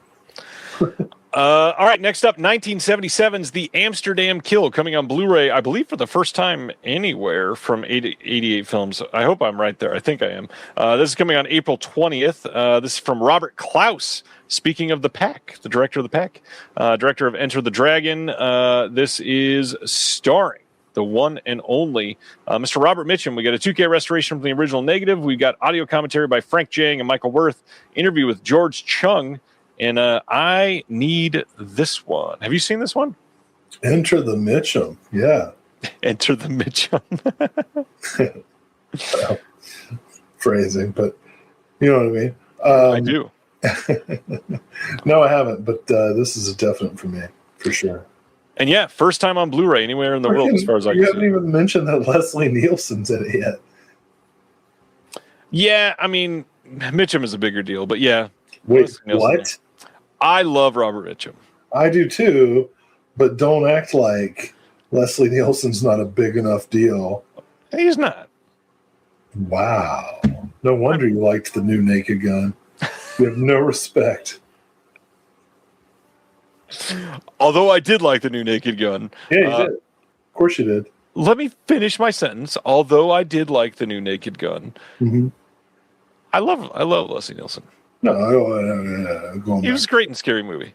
Oh my God. Wow. I love saying things to trigger you. All right. Next up, God of Gamblers 2. This is coming on April 27th on Blu-ray in the UK from 88 Films as well. This one's starring Andy Lau and Stephen Chow. Pretty much an in-name only sequel, it sounds like, for the first God of Gamblers. More Stephen Chow. Good thing. Should have a subtitle, I feel like. God of Gamblers 2. Hit me again. Or check. Wait. All right. March 24th, there's a 4K release of Groove from 2000 coming from Sony Pictures. Yeah. This very much feels like a Will movie. No, it doesn't. No? Man, those goddamn ravers with their big-ass pants. That's why I said it. I mean, I liked their drugs, don't get me wrong. But I would never go to their parties. Oh, the subtitle had to be Double or Nothing. Good call. Good call. All right, yeah, Groove coming out on 4K. Yeah, check it out. Well, since it's God of Gamblers 2, it should be like Pray Harder or something like that. No? Ante up. A Lot Like Love from 2005 is coming out on Blu-ray for the first time anywhere from Sony Pictures. I think it's for the first time anywhere. It might have had a Blu-ray in Australia. Key-Ray, if you're still there, it probably did. You'll tell me I'm wrong. Support Ashton Kutcher if you'd like, and buy A Lot Like Love. Any thoughts on A Lot Like Love, Will? That was a loaded question. Support Ashton Kutcher. I don't. You think he gets residuals from this? Oh no, most people don't get paid from this. Yeah. Yeah. It doesn't look like something I want to see. No, I don't think it is. And thanks for the heads up, Chris. Imprint just announced 3 more box sets, by the way. Well, shit. Do we have to talk about them? No, those will be for next week. What if they're good, though? One of them is good, especially for you. It's Tales of the Wild West Collection 2 already. What? Who do you have next week? I need to look at my schedule. Next week is Bearded Film Guy, because it's the award show coming up. Yeah, fuck him. Let me have the imprint. Well, let's talk about it real quick then. They've got 5-card stud, Will Penny, Something Big, The Revengers, and Posse all in one box set. Posse, the Mary Van Peebles? It is from 1975, so... No, that's different. No. I love Will Penny. I think that's one of Charlton Heston's best performances. They've got Tales of Adventure Volume 10 also announced. Damn. And Essential Film Noir Volume 6. Expensive. Titles, okay. Tales of Adventure Collection 10 has The Magic Carpet from 1951, first time on Blu-ray anywhere in the world. Sudan from 45, Salome from 1953, The Sword of Ali Baba for the first time on Blu-ray from 1965, and a bonus film, 1001 Arabian Nights from 1959. And then Essential Film Noir Collection 6 has Naked Alibi from 54, and then 3 world premiere on Blu-rays, Ring of Fear from 54, Hell's Island from 55, and Flame of the Islands from 56. Those are all definites for me. All of these, while Greenland is on the screen. Well, by the time they're released, hopefully we'll be making some money off of Greenland. I wouldn't count on it. All right, March 31st, Lionsgate is going back to 2020 to release Greenland on 4K to coincide with the release of the sequel coming out as well. Do you think that's why, or do you think this is all a manufactured PR event to bring attention to the Greenland films?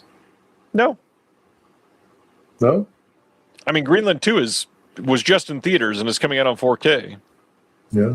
So you're already talking about it. You're now looking for the first movie and find out that it didn't have a 4K release. Why wouldn't you? Well, I'm thinking maybe this is where Trump got the idea. Oh, undoubtedly. Yeah. It's like he's a big Gerard Butler fan. I'm sure somebody in his administration like masturbates to 300 every morning. No, it's to P.S. I love you. Get out of here. I don't even know what that is. It's never mind. I don't need to explain the rom-com. I know the title tells me all I need to know. It does. Yeah. All right, next, Throw Mama from the Train from 1987, getting a 4K and Blu-ray release from Kino, both on April 28th. This is the Danny DeVito film with Billy Crystal. New audio commentary by Joe Ramone. And we got a new interview with Barry Sonnenfeld on this one. Any thoughts on Throw Mama from the Train? If your name was Joe Ramone, don't you think you'd have a laugh every day? Probably. Like anybody says, name, and you're like, Joe Ramone. And they're like, oh, like Joey Ramone. Don't you mean? And he's like, no. Yeah. That guy's name is like Nicholas. My name's really Joey Ramone. I'm a serious musician. I don't, I don't think Billy Crystal's funny. It's hard for me to enjoy any movies he's in. Next up, April 28th, 4K coming. I don't know what to say to you anymore, but we got a 4K from Kino coming of Hold That Ghost from 1941, the Abbott and Costello film. For many people, this is their favorite Abbott and Costello film. We got a new audio commentary by Alan K. Rhodey. We got a new audio commentary by Sam Deegan. Any thoughts on Sam Deegan does commentary on this? Yes, sir. Well, then that's a definite for me. That's great. Actually, I will say there is something funny that I always loved about Billy Crystal. I thought it was funny that he was the only Hollywood celebrity that had season tickets to the LA Clippers. Before they had before Blake Griffin and all that. Yep. All the other Hollywood people were at the Lakers games. Billy Crystal was at the Clippers. I thought that was funny. But I don't really care for throwing them from the show. Clues out. Yeah. Hold That Ghost. Thoughts? Seen it? I've never seen it, so that's two reasons for me to get it. Me neither. So carrying on. More Jess Franco. April 28th, 4K of Ilsa the Wicked Warden from 1977. This is my second favorite announcement of the week. Nice. We've got a new audio commentary by Troy Howarth on there, audio commentary by Dan Thorne and Howard Moore, moderated by Martin Lewis. We've got Stephen Thrower on Ilsa the Wicked Warden. Part 2 of a sidebar conversation with novelist and critic Tim Lucas and author, artist, and film historian Stephen Arbisette. Vintage promotional short featuring interviews with director Jess Franco and Erwin Dietrich. This is the second Dietrich, or no, this is the third Jess Franco Dietrich title tonight already. Any thoughts? So excited about this. It's a good movie. Originally, Greta the Wicked Warden. It was not an Ilsa movie. It was an Ilsa ripoff. Retitled Ilsa to cash in even more. Yep. But it's quite good. Great shower fight scene with Lena Romay. I had the DVD box set of all the Ilsa movies, so I've heard the archival commentary with Diane Thorne and who is it, Martin Lewis? Martin Lewis, yeah. Martin Lewis is about as funny as a lobotomy. I don't know. He sucks, but she is great. Silent Mandible made a Kathy Griffin joke. I love that. If only Kathy Griffin were Diane Thorne. That's who we need making Trump jokes. Is Diane Thorne, but unfortunately, please.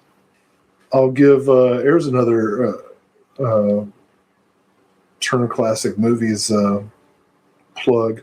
When Diane Thorne died, they actually included her in their in memoriam, and I appreciated that. This is ironically, and not because Jess Franco is the director. Ironically, Greta, the Wicked Warden, is my favorite Ilsa movie. I think it's the best of the Ilsa character, whatever. Right. And I would say that whether or not Franco was the director. I think this one's fun. Question here from Chris Silvestri is asking about the odds of an Ilsa box set. I believe Kino has confirmed it will be happening. They were just waiting to release all of them first, and then you'll be able to get all of them in one package. What am I supposed to do now? Do you already? Well, I've already gotten SS, and I'm just waiting for price drops on. So now you can wait to get all of them if you want. Well, shit. How long do I have to wait, though? It'll probably be a while. They want to sell plenty of them before they do it. They're also doing the same thing for, I believe, the Abbott and Costello titles, and then they're doing the same thing for the Pink Panther titles as well. Dang. Flickering Waves, yeah. Martin Lewis is not Martin and Lewis. That's an important distinction. I'm glad you made it. Chris, they will not be adding more extras to the box set. They will be identical discs, guaranteed. Well, too bad for us. Next up is Daisy Ridley and We Bury the Dead. This is coming on February 16th on Blu-ray and DVD in the UK. That says US. It's actually UK. From Signature Entertainment. No extras on this as far as I can tell. Got some okay reviews in the theater. I know that you and I have not seen this one. Any thoughts on Daisy Ridley or the movie? I was going to go see it, and then I usually try to stay away from reviews. But I managed to accidentally encounter a couple that made me less interested in seeing it on the big screen. I'll probably see it on stream. Yeah. You know. All right. Next up, New Wave Video out of Australia announcing a couple pretty major Nikatsu titles. Both of these coming in May on Blu-ray. First one is A Cult Is My Passport from 1967. Widely regarded as one of the greatest Japanese crime films of all time, A Cult Is My Passport is a lean, mean masterpiece from Nikatsu's golden era. It follows solitary hitman Kamimura after a routine contract collapses into betrayal. Branded expendable by his employers, he flees with only his gun, his personal code, and a woman inadvertently drawn into his escape, moving through desolate industrial zones toward an end that feels both inevitable and self-chosen. This will have a new audio commentary by Jasper Sharp, new visual essay by Derek Smith, new visual essay by Philip Jeffries, who was just in the chat earlier. What's going on, Philip Jeffries? Oh, wow. Booklet with new essay by James Belmont and new slipcover artwork that is beautiful. This looks incredible. I know that you've got the Criterion, but any thoughts on upgrading to this Blu-ray? Yeah, that's a tough call. If money was not a consideration, I would definitely get the upgrade. But also, Criterion is beginning to upgrade their Eclipse sets, and I wonder if they'll get the rights to do this one as well. So I'm conflicted. Yep, and there's Philip Jeffries here. He's COVID and cult film. You're COVID and cult film. Okay. I'm very eager to hear this essay. I'm sure it's going to be excellent. Yeah, that is a reason to check it out for sure. Lots of great stuff coming on this. And then to coincide with it, they've got Nun in Rope Hell from 1984.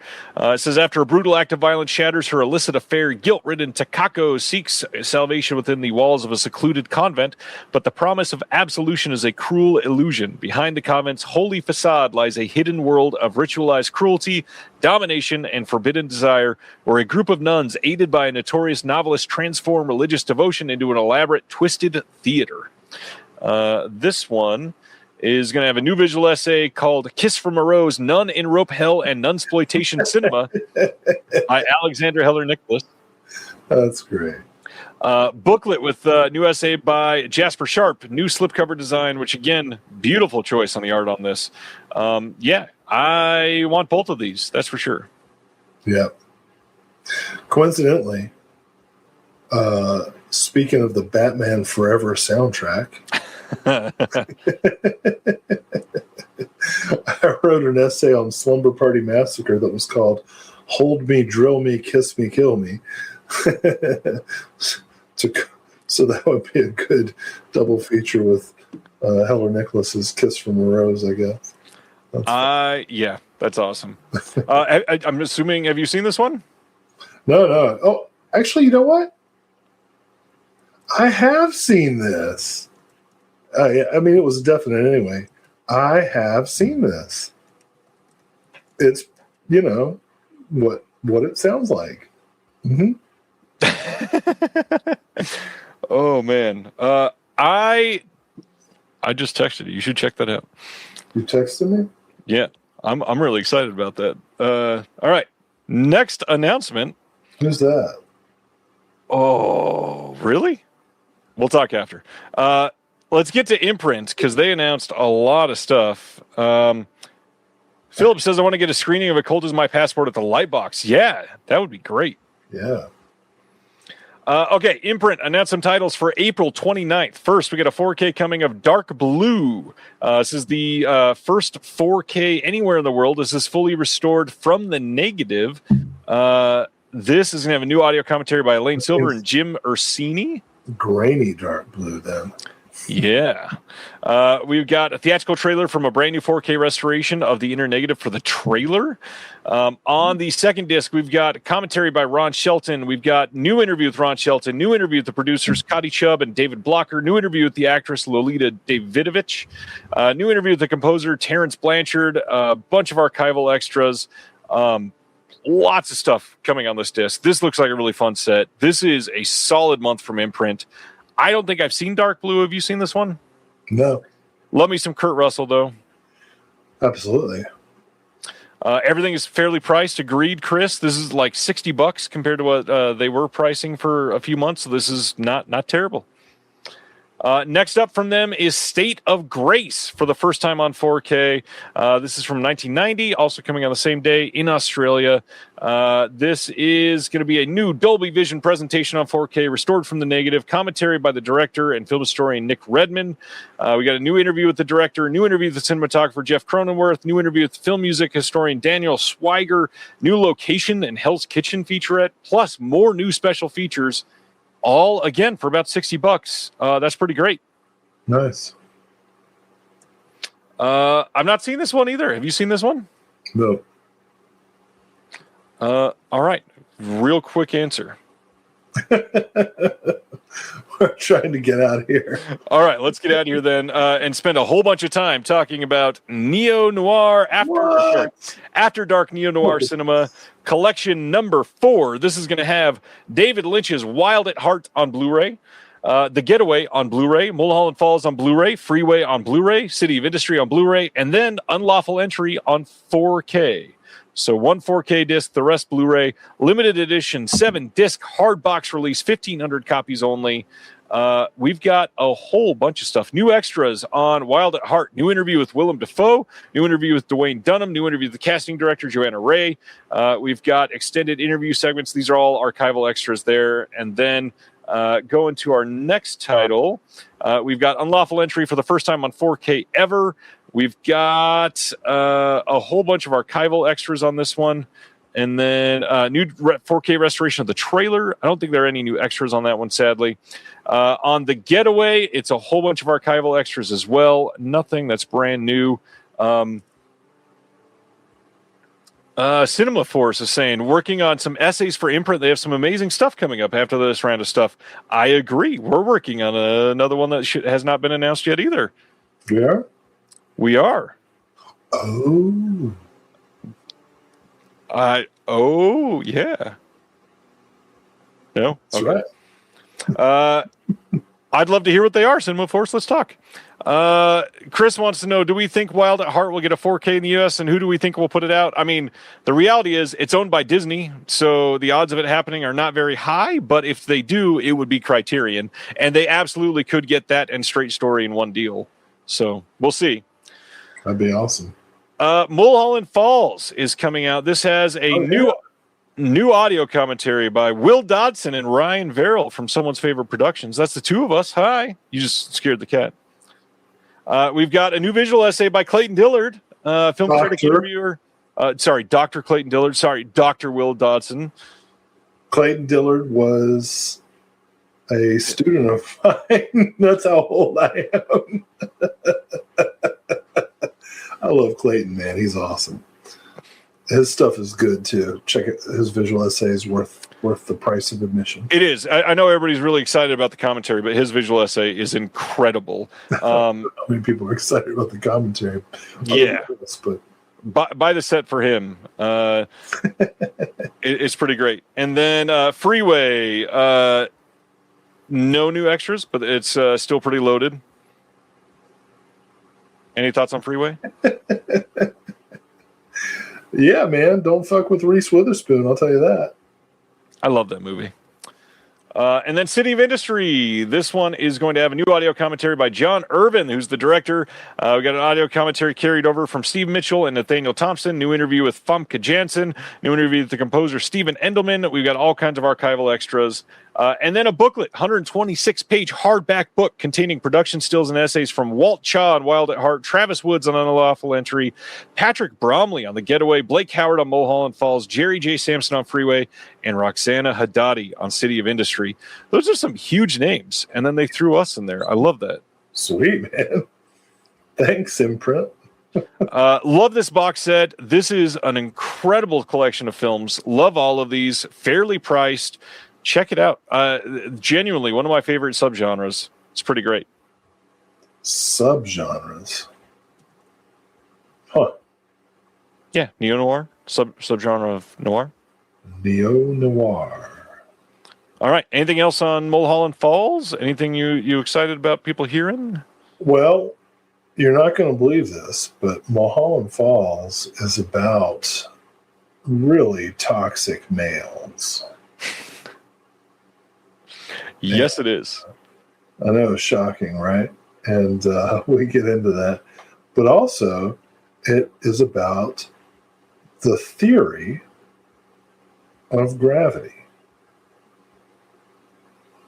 And there's some historical stuff. There is, absolutely. About nuclear research and extrajudicial policing. So, no relevance to today or anything, but I think people will find it interesting. We got a question on The Getaway. Is it the unrated cut? It does not say. I assume it is. I believe so. All right, so that is After Dark Neo-Noir Cinema Collection number 4. Let's go over to BFI. They are putting out Kristen Stewart's directorial debut, The Chronology of Water. This is coming out April 27th on Blu-ray in the UK. There will be some extras. They just have not announced them yet. I am very keen to see this movie. Supposedly it's very good. I love Kristen Stewart. Imogen Poots is supposedly great in this. Yeah, eager to see it. Did you see the interview with Kristen Stewart where she talked about method actors? I did. It's really good. It was very funny. To be fair, there are quite a few actresses who are method, but I think her point remains quite valid. Oh yeah.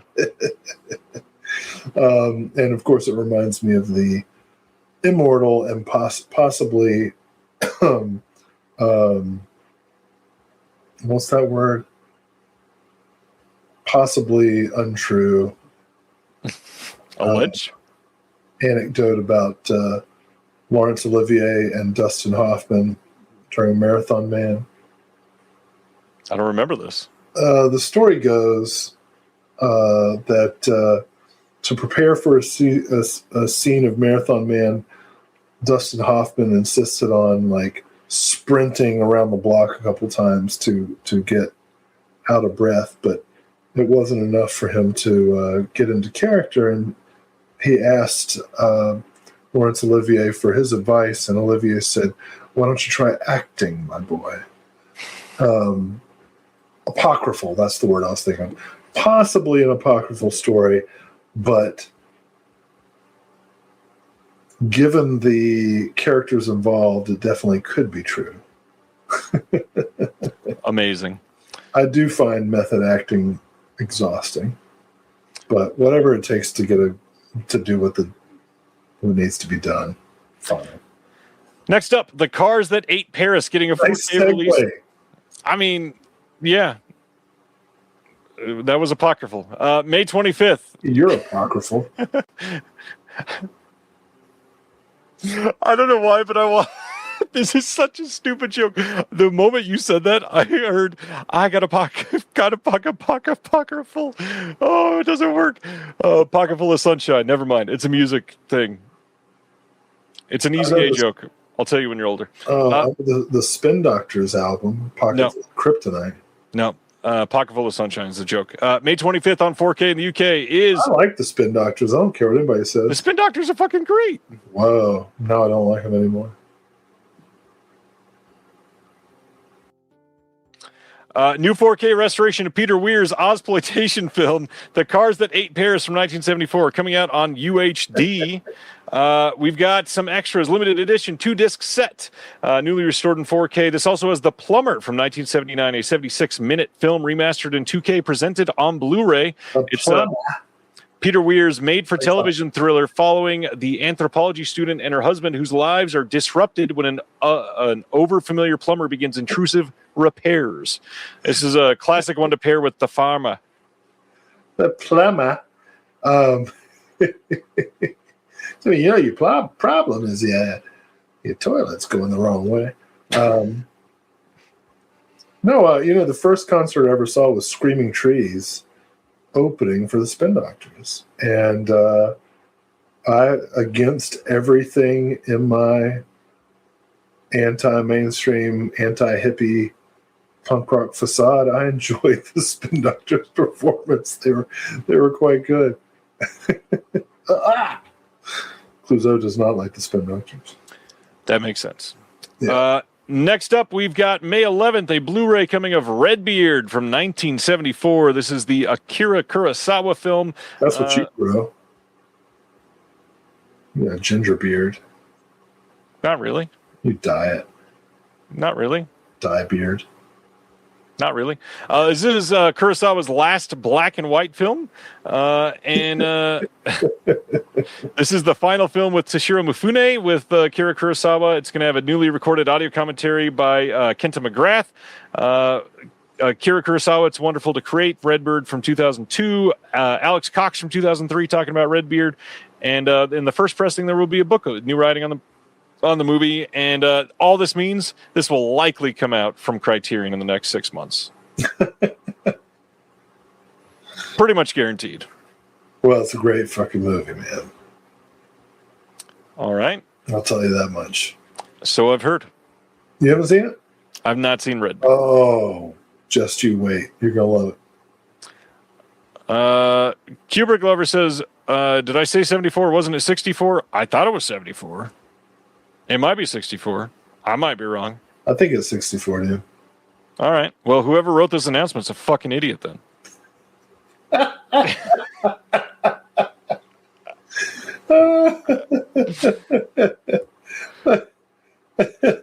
Going to the next one. Invaders from Mars, the 1953, not the one that Will would be more interested in. Coming on 4K on May 11th over in the UK from BFI. Oh, bro. What, bro? Redbeard is 1965. So nothing was right? Everything's wrong. Where did I get that year from? Was BFI? Did they include that? Huh. Oh, man, colonists. Colonists. Anyways, Invaders from Mars. Speaking of colonists. Wow. I don't yeah. Look, dude, this is a great movie. Just say it. Great movie. Lots of archival extras. First pressing will have a book of new writing on the movie. Check it out. This was released by Ignite. This will be the same restoration. That's it. I think that companies are going to start planning their announcements so that they can be at the top of the show. I think you are vastly overestimating the way that companies care about this. Oh, every company is like, well, what will Ryan Verrill do with this? And then those who release on the first week of the month are like, oh shit. That's true. Tonight has been a lot. Am I about to get roasted by Dodson? At what time of night is it going to happen? Because if it's 1 a.m., oh man, we are fucked. All right, June 22nd, BFI is releasing Tomorrow from 1970. This is the Olivia Newton-John film. A reminder that Deaf Crocodile is also releasing this later this year, right around this exact same time. This is going to be newly remastered by Deaf Crocodile in the BFI, presented in HD. We've got the Guardian Lecture with Val Guest from 1998, The Nose Has It from 1942, an 8-minute short about using a handkerchief. We've got If I Could Turn You On from 1969. Chipmates, Alex Alice Goes Pop from 1976. This is also going to have a book of new writing on the movie and other extras to be confirmed later. Wow. Immediately, the Morrissey song "Tomorrow" is going off in my head, and now I'm wishing that I could see like a version of Grease with Morrissey in it. Yeah. Obviously, I'm going to wait for the Deaf Crocodile version, but this is great. Yep. Next, Rocco and His Brothers from 1960 getting a 4K release from BFI on June 8th. This is by Luchino Visconti. This is also, who's the big name? Oh, yeah, Alain Delon's in this. And then we've got other extras that are coming with a commentary by Adrian Martin. Any thoughts? Well, I've said many times, Luchino Visconti is my favorite rich kid. And this is a great film. Amazing. 100%. All right. Next up. Ooh. June 15th. We had just talked about this film, I believe, last week. Connor's here. What's going on, Connor? I just emailed you right before the show. BFI putting out Pink Narcissus from 1972, newly restored in 4K by UCLA and presented on Blu-ray. Interview with James Bidgood from 2007, a post-screening Q&A with John Waters and Kelly McKeag from 2025. There's other extras that are coming, and in that first pressing, there's a book with new essay by Alex Davidson and an archival essay by Rupert Smith. I'm absolutely getting this version over the Strand releasing version. You weren't here to talk about this last week. Any thoughts on Pink Narcissus? Have you seen this? No, but I'm gonna. Aren't we all? I definitely need this release. Let me respond to Ronnie and Patty Boy, who asked Screaming Trees questions. Yes, Screaming Trees did play with Spin Doctors in 1993 as part of the Alternative Nation tour. Just to remind you how crazy the world was then, MTV VJ Kennedy, who is now a Fox News host, yes, she is, was an icon for alternative music fans. And so Screaming Trees opened for Spin Doctors. Soul Asylum was also on that tour, but they were not at the date that I went to. Yeah. Saw Screaming Trees and Spin Doctors. And yes, Patty Boy, Screaming Trees were so hard. Oh my God. They destroyed the stage. They were amazing. Mark Lanigan, one of the greatest vocalists of all time. But back to the gay movie.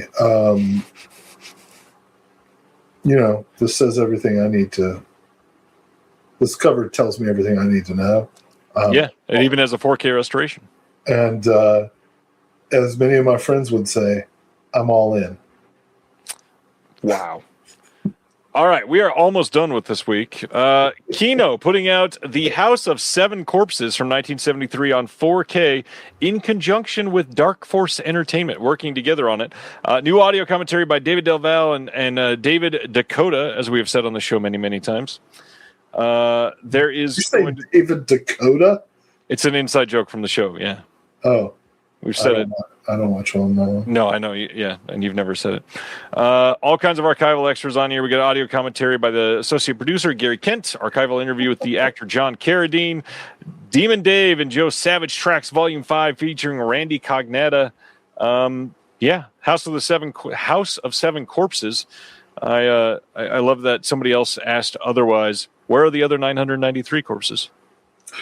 Didn't Severin put that out? Severin put this out on Blu-ray years ago, I believe. Yes. Okay, it's not that good. I remember this being very boring. I wasn't going to say much, but yeah, I remember this being very boring. Yeah, if you're independently wealthy, go ahead and pick this up. But if you have to make choices, go ahead and put this towards the bottom of your list.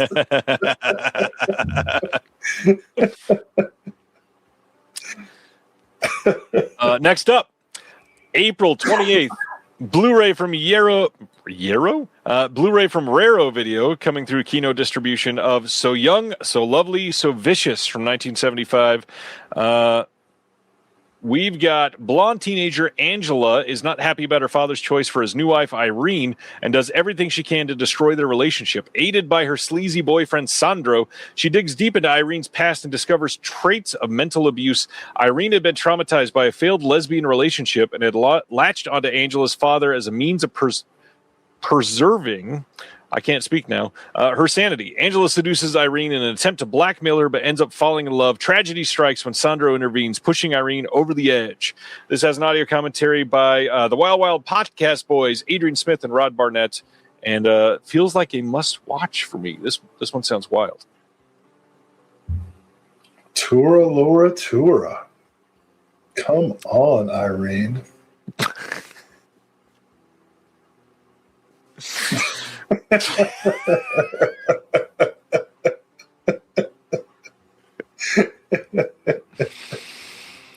Oh, that got me good.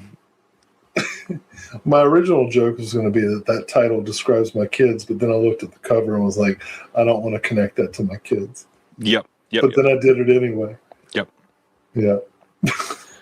Wow. All right. Next up, Jimpa, I believe is how this is pronounced. April 21st, Blu-ray coming from, can't speak, Blu-ray coming from Kino Lorber. The big things, this is starring Olivia Colman and John Lithgow. Supposedly not great, but I do love both of them. Wow.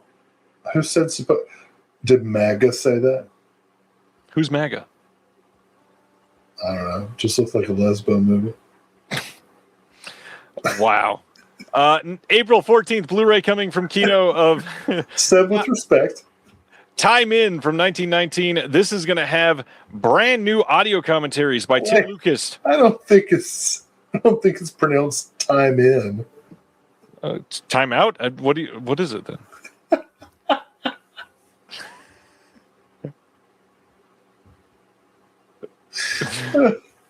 I don't know. That's what it looks like to me. How do you pronounce it, sir? What? Go ahead. No, I'm waiting on you. Well, it's probably pronounced Time In.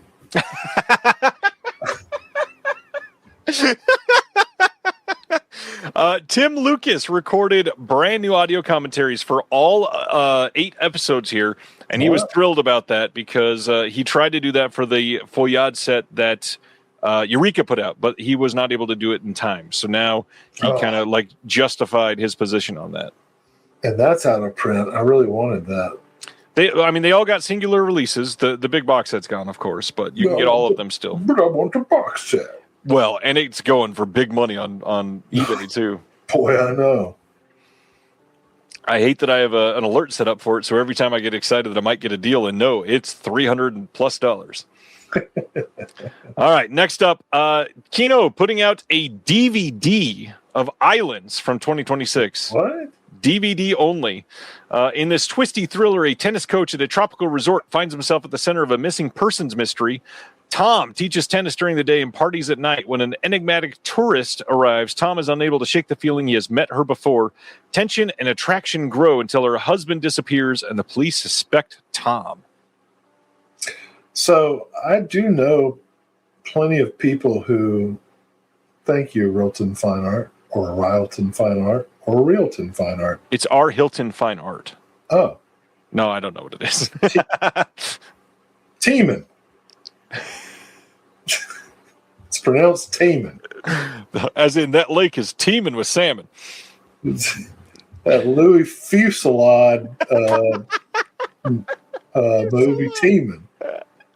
Now, with regard to Islands, I do know several people who buy DVD only still, but they're definitely not buying Islands. No, they're not. They're buying like Clint Eastwood 20 packs. This is true. From Walmart. What the hell is this DVD only? Kino making some choices, man. Speaking of choices, let's choose to end on a high note. And Altered Innocence putting out on April 7th a Blu-ray of The Mysterious Gaze of the Flamingo from 2025. This is set in a remote Chilean mining town in 1982. Diego Cespedes. Yeah, you're really into a high note there. It's one of the three of them. Dazzling debut feature follows young Lydia, who grows up within a vibrant queer household. What was that? Cespedes. Got it. Ibiza. Queer household led by drag performers and trans women. Oh, boy.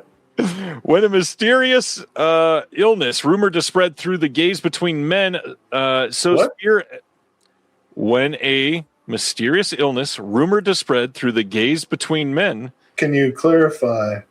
Gaze, not Gays. Right, the rapper. Yes. Gaze, the rapper? Sows fear in his... Gaze. G-A-Z-E, the rapper. Sorry, yes. G-Z-E. Sows fear and hysteria...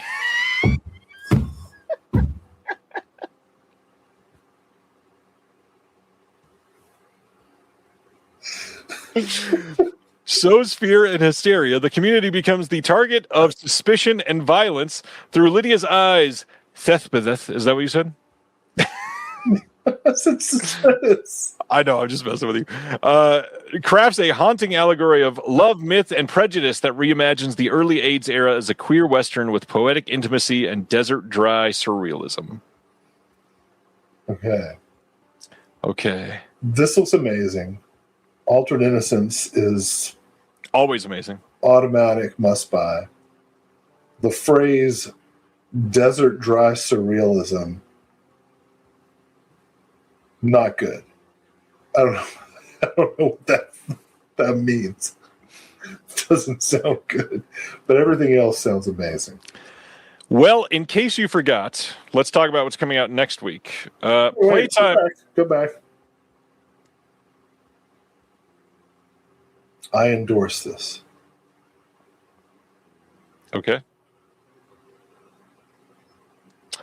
Just in case you forgot, coming out next week, we've got Playtime on 4K from Criterion, the Lawrence of Arabia Standard 4K, the Big Heat 4K from Shout. Student Bodies 4K from TerraVision may actually be shipping by next week. I hope it does. Don't get me. Don't even. The standard 4K of 7 is finally shipping. Nuremberg getting its Blu-ray release next week. Hide and Go Shriek 4K from TerraVision may also be shipping next week. American Yakuza from Arrow, Hanky Panky from the Old Mill Creek or the New Alliance. Is impatience a deadly sin?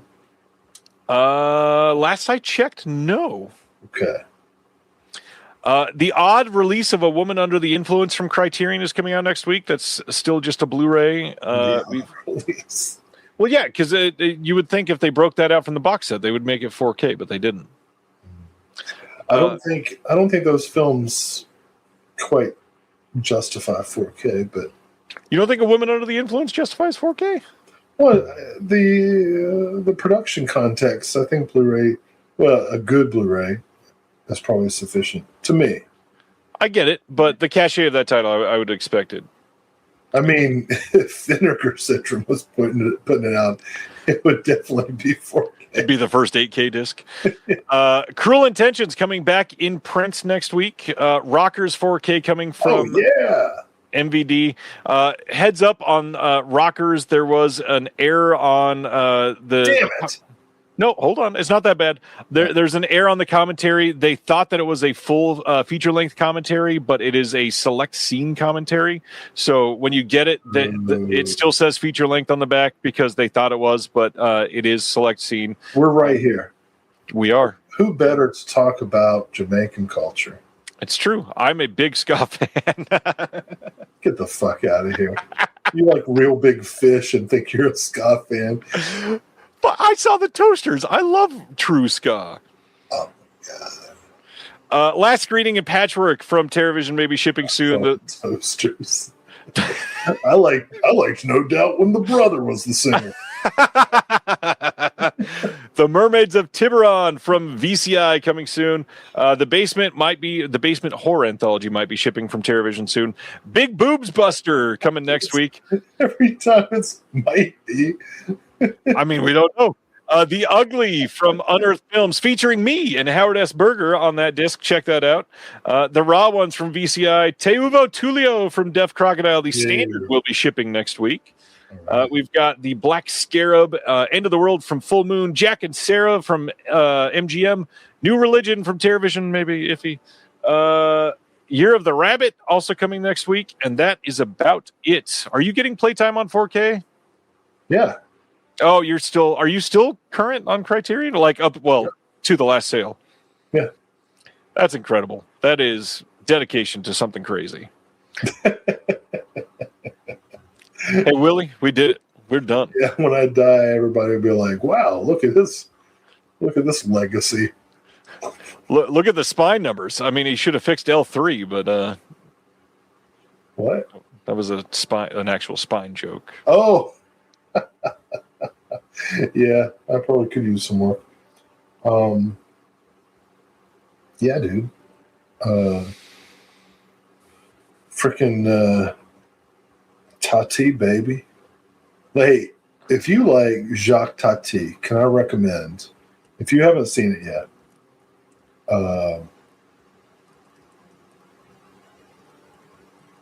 look at this cat. I've never seen Playtime either, actually. What? Never seen Playtime. I don't have fun. That's the... You need to see all of it. What's the Mr. Bean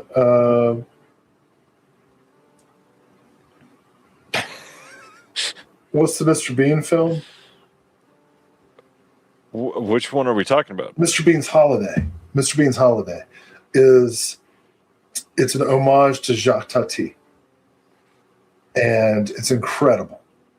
Like, the Bean movie was awful, right? The one with Peter Bogdanovich. The Billingsley. Was that his name? No, the biscuit from Ali McBeal. Oh, fuck. Anyway, the first American Bean movie where he like is terrible. But the second Mr. Bean movie, Mr. Bean's Holiday. Peter McNichol. Peter McNichol. When Mr. Bean's Holiday, where he accidentally ends up at the Cannes Film Festival with Willem Dafoe, of all people, is amazing. And it's an homage to Jacques Tati. And I think it's the greatest thing that Rowan Atkinson has ever done. And I'm a huge fan of Rowan Atkinson. So for me to say that, it's a big deal. Mr. Bean's Holiday is a masterpiece. I hope someone puts it on 4K with like me commentary at some point. It's one of my favorite films of all time. Amazing. Why am I talking about that? Oh, Playtime's awesome. This has been a lot of fun. 3.5 hours of craziness tonight. This was a good one. How long? We've almost gone 6 hours before, right? A long time ago, yeah. Yeah. So. Oh, I love Blackadder. Oh yeah, especially the third season, the Victorian one. Oh my god, with Hugh Laurie. Yep.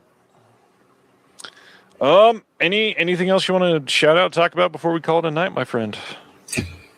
I mean, we had 3 Jess Franco announcements tonight. 2 announcements with us on it. Great. If you're interested, check those out. But I'm really happy just that 3 Jess Franco announcements have. The announcements tonight, this was a freaking great week, in my opinion. Everything else in 2026 seems to be going to shit, but at least we can say that the slates from our favorite boutique Blu-ray labels seem to be going well, and that's a nice bright spot in the world. Yeah. I'm glad to be working with you. It makes me really happy to come here every month and see everybody's comments and everything. So thanks everybody. Same to you, sir. I'm Happy excited. Valentine's Day. Oh, geez. That's next week. Yeah, better get it together, buddy. And if you're in the Charlotte area, February 20th through 22nd, Mad Monster Party. Come say hello. Please go see Will. All right. I think that's all we got. I guess I could remind February 15th is the Shelf Shock Rewind Awards. Check that out live Sunday night at 7 p.m. Eastern. Hosting live with Bearded Film Guy, a.k.a. Chris Higgins. And it's going to be a great time. He'll be our co-host next Thursday to talk about everything coming up. And, we hope to see you then. That's all we got, though. Bearded Film. I look forward to meeting him. I've never talked to him before. Amazing. All right. One of these days. That's all we got. Stay safe out there, everybody. We'll see you next time. Later. Thank you for watching The Disconnected. On the way out, make sure that you are subscribed to the channel, that you've liked the video, and that you've copied the link to be able to share it with someone else that may appreciate this.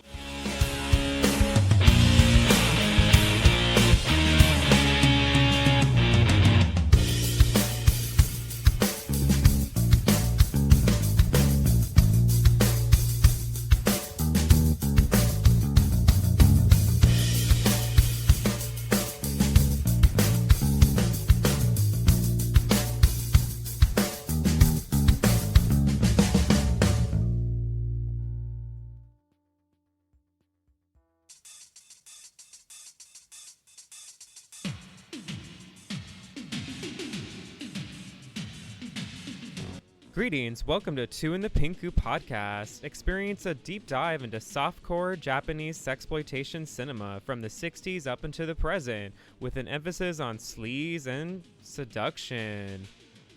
We are monthly or bi-weekly, and we're not even bi. Will Pink Film save our marriage? Find out on Two in the Pinku podcast.